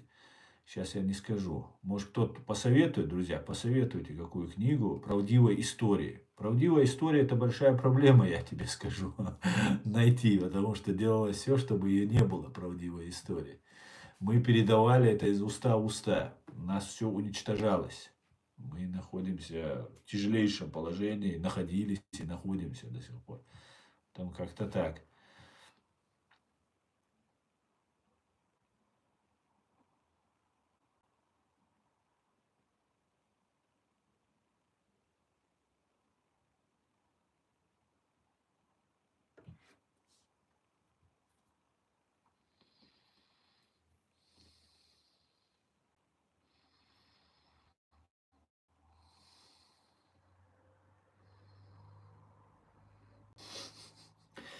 Если в этой книге написано, что чеченцы произошли от Ноя, Нуха, значит, неправдивая история. Но доказательств нету, что мы от Ноя произошли. В принципе, наверное, если исходить из того, что после потопа никого не осталось, кроме Ноя и его семьи, то, наверное, все произошли от Ноя. А так, что конкретно чеченцы, ну, это не доказано. Ну, кроме названия, что Нохчи, Нох. У нас имя Нох есть до сих пор. И имя, и на само название Нохчи. Это можно как-то. Но пока доказательств убедительных, к сожалению, этому я не видел.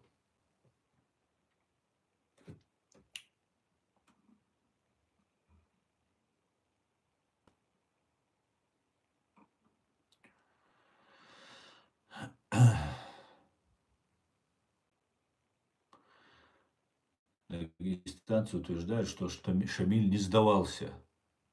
Он поставил условие, что ему разрешат идти в Мекку, и, мол, его обманули. Но глупо, согласись. Зачем сдаваться Борятинскому, когда самому можно было попробовать со своими мюридами прорваться и идти в сторону Турции, куда он поехал. Он же не в Мекку поехал, он в Турцию поехал. И, говорят, год прожил в Турции, а потом поехал в Мекку и по дороге умер. А может и не умер, может остался жить в Турции, не знаю.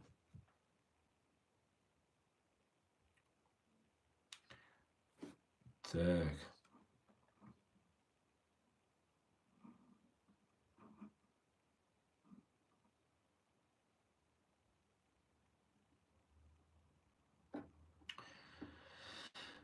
Как права человека могли быть на Кавказе, если это изобретение западноевропейцев?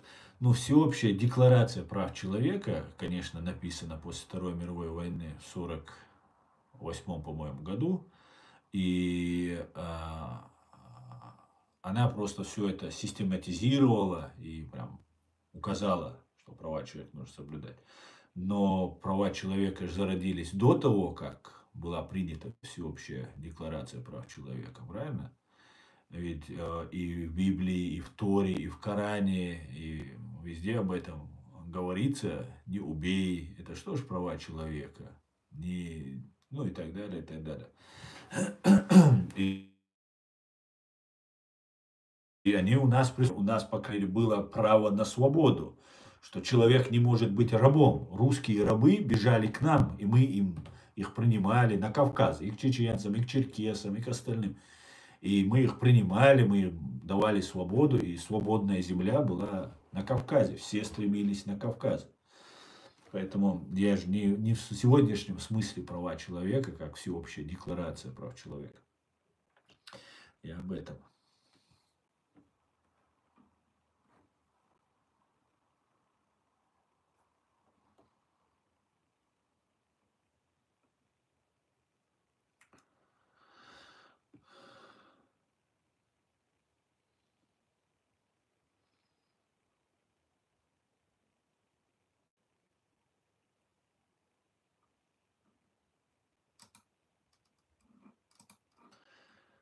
Так.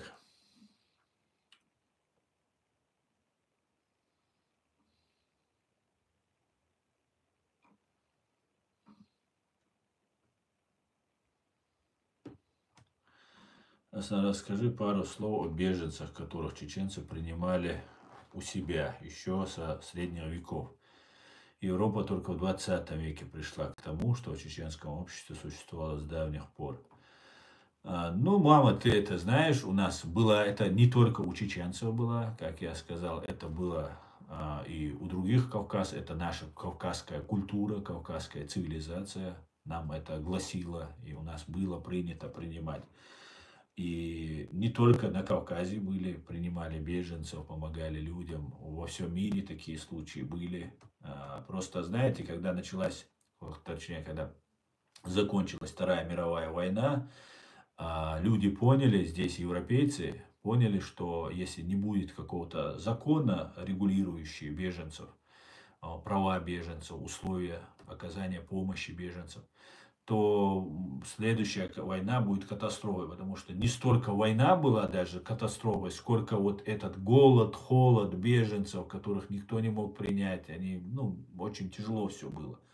Люди, вот вся эта Европа вот так и мигрировала туда-сюда, все бегали от войны там и так далее. И было очень тяжело. И тогда вот это все было отрегулировано и как-то систематизировано в правовом смысле. А так, это у многих было. И тут в Европе тоже это было. Принимали, помогали, чем могли, как могли. Но не так. Не было это так на законном уровне, на законном основании. Потом приняли закон. Поэтому мы тоже принимали. Это обычный гуманизм, обычная человечность, которая, ну, почти у всех народов есть.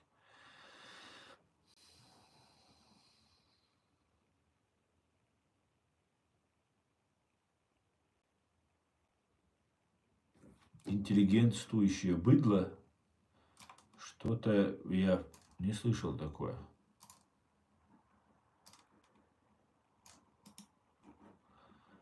Но я тебе скажу, что я сейчас поинтересуюсь этим вопросом.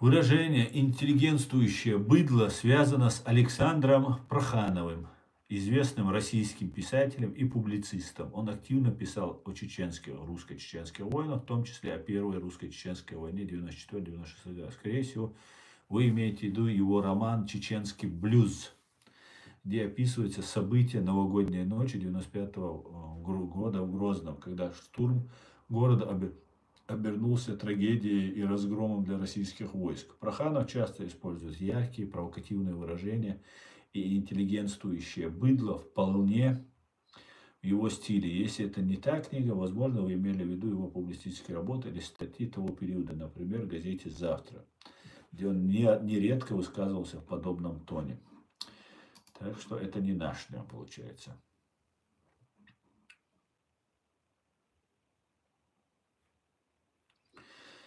В Европе самый большой приток беженцев – это немцы из территории современной Польши, Чехии, Венгрии, Румынии, Калининградской области, Югославии. Около 10-12 миллионов, 45-50. Да, не знал, не знал.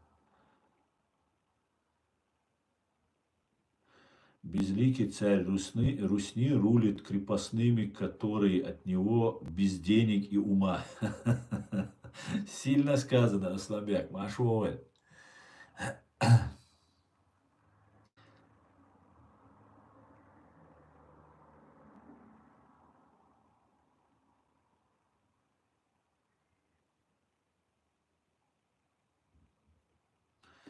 День рыбака вчера на России был, и все оставшиеся корабли попрятали.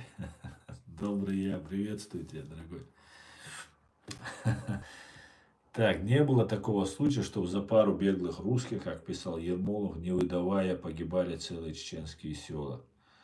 Не знаю, почему не было. Я думаю, если чеченец принял человека, он за него обязан умереть, но его не отдавать. Поэтому, может быть, и было.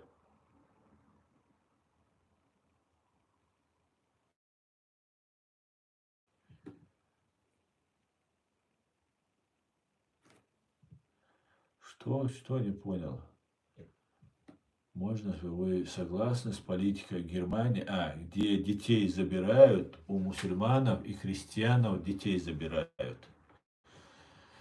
А зачем ты пишешь мусульманов и христианов, если у всех забирают детей? Может, дело не в религии, просто в другом дело может быть. Да, здесь есть очень... Вы почему не отвечаете? Я просто не видел Фортуны, если честно. Я просто отвлекся на YouTube, читаю. Я поэтому... Я отвечу на твой вопрос. Дело в том, что здесь есть права у ребенка. И этот ребенок считается очень важным для государства. И, как мы понимаем, здесь могут быть семьи, где выпивают, принимают наркотики, просто психически неуравновешенные. И нужно как-то защитить ребенка от домашнего насилия, от террора, которые некоторые недобросовестные родители могут оказывать на своих детей. И здесь, да, забирают детей, да, забирают.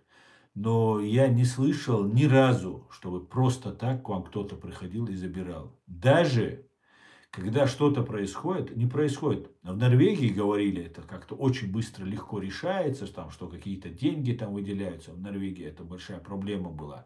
Вообще очень большая проблема. Здесь в Германии не такая проблема с этим, как в Норвегии. Здесь деньги не дают. Там, по-моему, 100 тысяч евро, говорили, в Норвегии дают, если ребенка они отберут из семьи, и там очень недобросовестно себе представители вот этих организаций себя ведут. В Германии я этого не слышал, чтобы денег дают. И поэтому я не слышал, что здесь как-то по беспределу или как-то быстро, легко, непринужденно забирают детей. Нет, этого нет. В каждом случае обязательно какие-то все-таки симптомы есть. Когда есть эти симптомы, их предупреждают сперва. Им просят разговаривать, общается, разговаривает, с ребенком разговаривает, с родителями разговаривает. Но некоторые себя ведут так, как будто не понимают, что происходит. Они считают, что кто ты такой прийти ко мне в дом, разговаривать с моим ребенком и так далее. Быка включает, так сказать. Но когда видят агрессию, они все фиксируют, хорошо, и тогда уже происходит этот случай. Если же происходят какие-то спорные моменты, вы через суд можете вернуть свои права и восстановить. Если это неоднозначно, 100% вы там детей не мучили, там, не избивали, там, не кормили, морили голодом и так далее. Если всего этого не было, то в этом случае вы спокойно можете все это решить. Да, здесь есть такие условия, но это не зависит ни от ислама, ни от христианства, ни от иудаизма, ни от буддизма. Просто есть нарушение, независимости, какой вы национальности, беженец вы здесь или гражданин Германии, у вас будут вопросы с югентамтом, вот с этим опекой над детьми, которые занимаются. И я вам скажу, это правильно. Это должно быть так. Да, многие семьи, они добросовестные, а многие просто абсолютно этих детей ни во что не ставят, унижают их, оскорбляют их, избивают их, не кормят их, не одевают их. Это ж бывает такое, не часто, но бывает. Споры бывают между мужем и женой. И жена начинает этого ребенка настраивать против мужа. Иди и напиши заявление на папу своего. Такие случаи тоже были. Потом, когда ребенок приходит, пишет, что его папа пытает, начинает там избивает, там туда-сюда, там что-то может быть, часть правды, может еще там накручивают.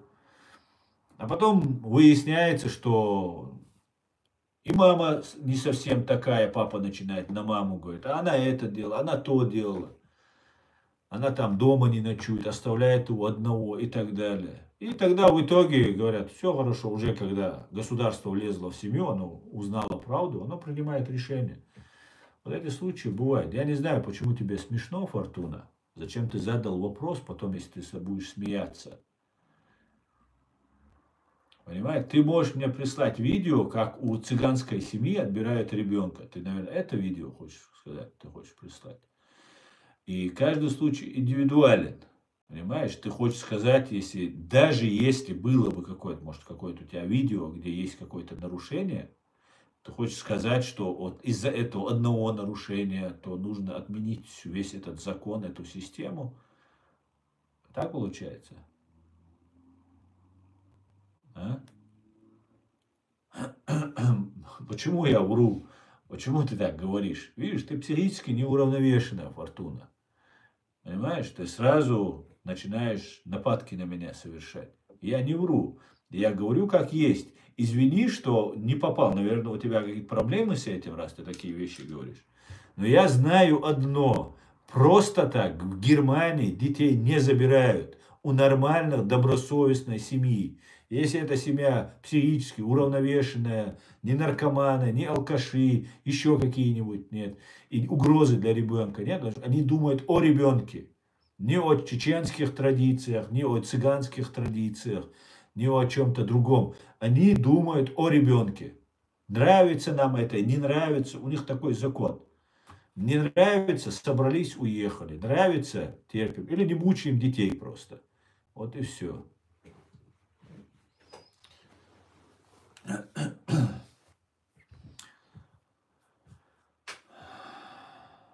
Ладно.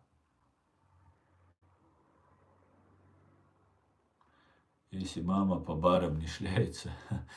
Да и такие есть, и шляются есть, и много чего есть. Наркотики есть, домой мужчин приводят, там употребляют разные запрещенные препараты. Ребенок все это видит, ребенка воровать заставляют, иди в магазин что-нибудь. Много-много, это я не про чеченцев говорю, про разные случаи, которые я слышал, говорю. То есть разные люди есть, разные. Все едут со всего мира, со своей культурой, со своим пониманием, со своим непониманием, со своей бескультурой, без своей культуры. Вот приезжает, вот все это бывает, да, есть такое. С Грей, да, говорили. Я, правда, вначале не знал, что 10-12 дней Трамп говорил уже. Он сказал, с сегодняшнего дня 10-12 дней, или же вот от 50 дней. Вот. Или он сейчас вот оставшиеся 40 дней, наверное, так, наверное, он 10-12, 2 недели, короче. Гуляй, рванина, да, он, все нормально, да. С Грей, ты всегда с хорошими новостями, да. Отлично.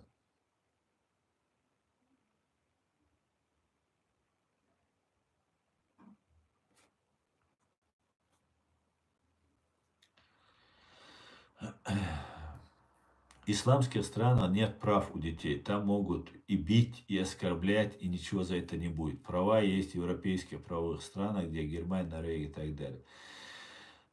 Большому сожалению, не только в исламских странах, да, вот ты прав, это так. Если учитель бьет ребенка, то говорят, ну, он же учитель, он же учит. Если там родитель, это я его породил, я его убью его, там, я для себя родил, родила, и я буду, короче, что хочу делать. Это мой ребенок. Буду оскорблять, буду бить, буду что хочу делать. Вот так некоторые говорят. Понимаете? Это их восприятие, это их паттерн, который им заложен в детстве, их среда обитания, их общество, их среда, в котором они выросли. И они это повторяют. А здесь не так. Здесь как бы пытаются немножко идти дальше.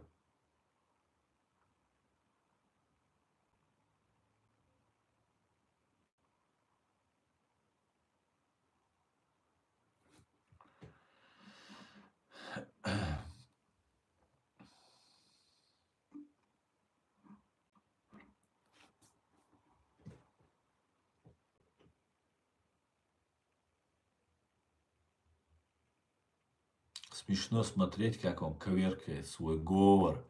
Может же говорить нормально, но пытается изобразить акцент, говорит грек. Да, ты думаешь, я могу без акцента говорить? Ну, я на самом деле особо не парюсь. Я говорю, как говорю. Ну, я, может быть, когда быстро говорю, незаметен акцент. Или же там бывает, когда ты по телефону звонишь квартиру снять, начинаешь говорить как москвич. А так говорю, как говорю, не специальное дело. Ну, спасибо, что заметил, спасибо, что обратил внимание. Истинный фанат Ичкерии, Норд-Ост, Буденновский. Это нормально же, да? Фрик вы, дядька. Троян. Ну, у тебя ник очень нехороший, Троян, да. Но я тебе скажу про Норд-Ост и про Буденновск. Я рассказывал, конечно, но каждый раз вы заходите, и вам нужно это все заново рассказать. Дело в том, что Буденновск произошел, ну, раньше, чем Норд-Ост, поэтому начнем с Буденновска. Буденновск произошел после того, как Россия убила десятки, тысячи наших детей, не десятки, тысячи наших детей к тому моменту. И 13 членов семьи Шамиля Басаева в один день, сбросив бомбы на его родной населенный пункт, где погибла его сестра, племянники, его дети, там, ну, много разных. В основном дети, там, мужчин, по-моему, один мужчина, по-моему, был из его родственников. Дядя его, там, родственники ближайшие, сестра, там, сноха и другие. И вот они погибли. И единственное требование, которое было у Шамиля Басаева, это остановить войну. Остановить войну и не убивать наших детей. Понимаете? Он не требовал $1 000 000. Он требовал только остановить войну, нас не убивать. И когда вы, российские ублюдки, мне задаете такие вопросы, мне всегда хочется вам плюнуть в рожу. Если бы это спросил бы меня украинец, грузин, там, американец, я бы понял бы. А вы фашисты, вы убийцы. Вы убили 42 тысячи наших детей. О чем ты говоришь? Норд-Ост совершен российскими спецслужбами. Там находились люди, которые были выманены из гор под якобы, там, это Бараев и Маусар Бараев. И 2-3 человека, может быть, там чуть больше с ним, которые были бойцы. Некоторые люди, ну или может быть все бойцы. Женщины, например, были из тюрем. Я, например, знаю, что пистолеты, которые изъяли у убитых кавказских бойцов, чеченских бойцов, были отобраны в Чечне у российских ментов агентом ГРУ. Понимаешь, о чем я говорю? Вот эти пистолеты, отобранные агентом ГРУ, или же каким-то образом, может, он не отобрал, может, передали ему, оказались там в Норд-Осте. Все были убиты газом. Это была подготовка для их убийства. Их заманили туда, чтобы убить. Уже все было готово. Специально был выбран вот этот ДК на Дубровке, где все было в подвале готово для применения газа. И на третий день он был применен.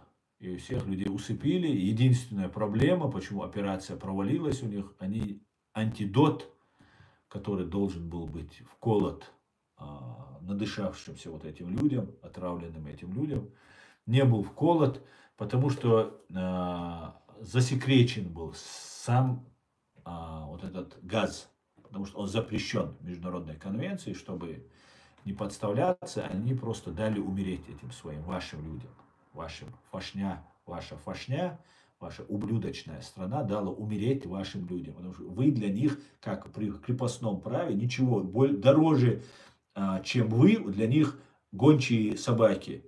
Понимаешь? Вот как произошло. Ваша страна это сделала, ваша ФСБ это делала. Ваша ФСБ, ваша армия, ваша Россия, ваш русский народ напал на мою страну и убил более 250 тысяч от миллиона. И когда вы заходите и задаете мне вопросы, а что в Норд-Осте было, а что в Беслане было, а что в Буденновске было, мне хочется вам плюнуть в рожу. Понимаете? Потому что вы не видите того горя, которое вы нам принесли. Вы думаете, Шамиль Басаев 13 членов своей семьи похоронил и пошел на верную смерть. Возвращаться там шансов практически не было. Только чудом удалось все это свести. Там Черномырдин вмешался, там повезло, что какие-то силы на России. Хотя был штурм, один штурм 8 или 10 часов продолжался, если не больше. Шамиль сам об этом рассказывал. С больницу, с людьми, совсем то, что расстреливали. Захватывали весь город Буденновск, там наши бойцы и так далее. Это была диверсионная операция, причем очень успешная операция. И тогда ваши фашисты, ваша власть села за стол переговоров с нашей властью и начали договариваться. Хотя, конечно, это очередной обман оказался. Савелий, я тебя приветствую. Спасибо тебе за поддержку, Савелий. Поэтому, знаете, перед тем, как чем-то кого-то упрекнуть, у вас, русских, вообще нету никакого морального права упрекнуть. Поэтому посмотрите сперва в своем глазу. Понимаете, если будете упрекать. Сперва в свой глаз залезьте, бревно вычистите, и потом можете уже что-то говорить.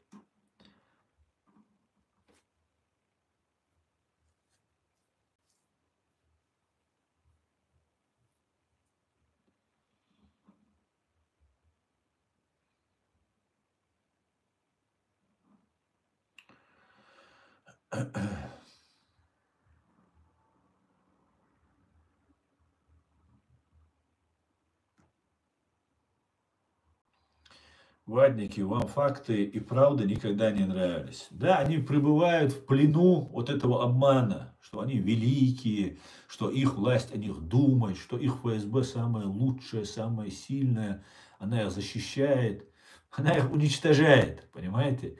Они воюют, вы просто задумайтесь, они воюют сейчас против Украины, называя их братьями, там живет большое количество русских, на самом деле, и украинцев, которые плохо говорят на украинском, и русскоязычные украинцы. Они их хотят присоединить к себе, чтобы КГБ, СССР, ФСБ стало новым дворянством, а они новыми холопами. Представьте себе, они умирают за неохолопство. ФСБ их отправляет на войну за неохолопство. Они подрывают себя гранатой, идут в атаки, мясные штурмы. Спасибо. Но они воюют за рабство, понимаете? Вот это просто невообразимо просто. Человек воюет за законное рабство, чтобы он стал рабом. Понимаете?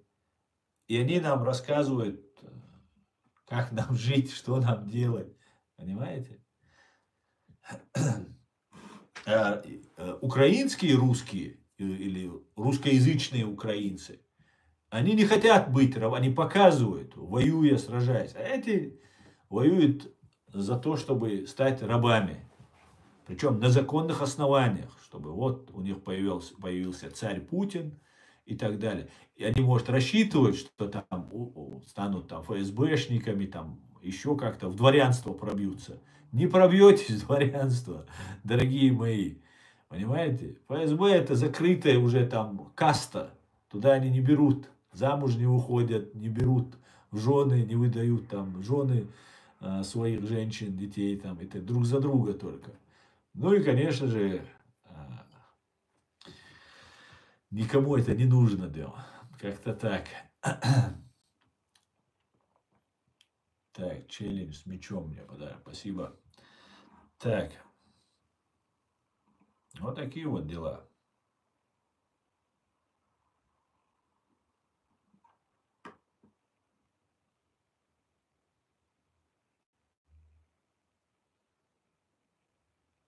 Да, совершенно верно. Крепостной по сей день. Крепостные.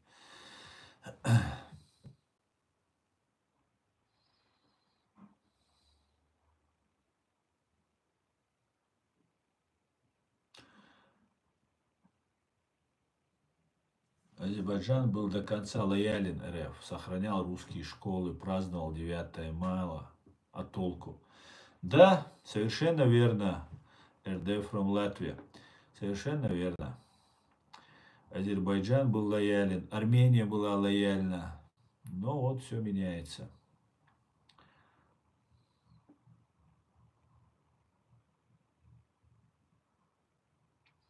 В Беслане рашисты стрельнули по школе штурмовым огнеметом «Шмель». САУ, да? Абсолютно так, только не стрельнули, а стреляли. Несколько тубусов только на одной крыше, вот эти расследования, когда было по Кулаеву и матери Беслана, они фотографии, все это имеется, только несколько, 4, по-моему, тубуса уже отстрелянных огнеметов «Шмель» нашли только на одной позиции на крыше. И это много было. Не только со «Шмеля» стреляли, что категорически нельзя. Оно в помещении все сжигает.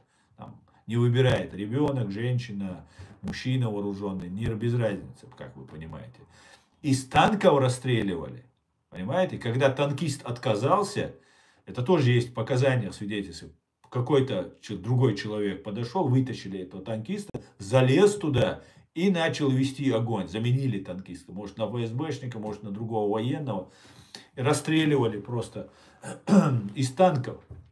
Конечно. Конечно, они это делали.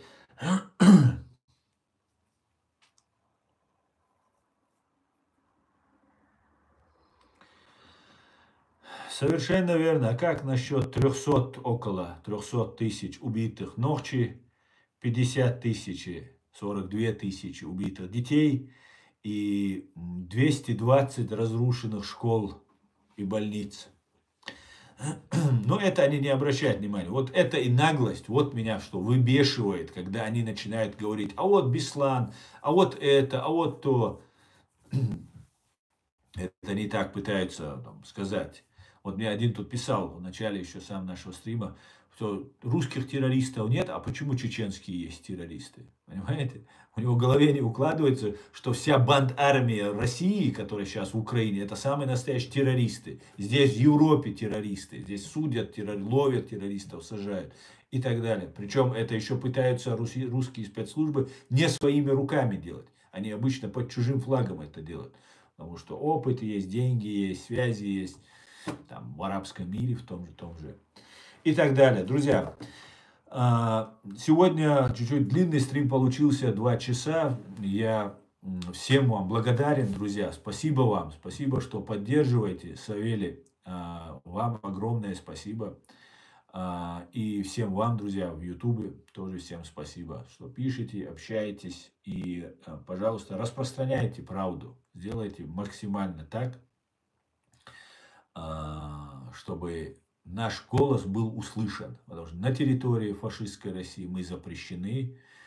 Я сам объявлен иноагентом и главарем экстремистской организации правозащитной, абсолютно мирной. И вот такие вот дела. Поэтому все будет Ичкерия. Слава Украине. God bless. God bless the United States of America. Ам Израиль Хай. Адикюэль Маш. Всего самого хорошего. До свидания, друзья.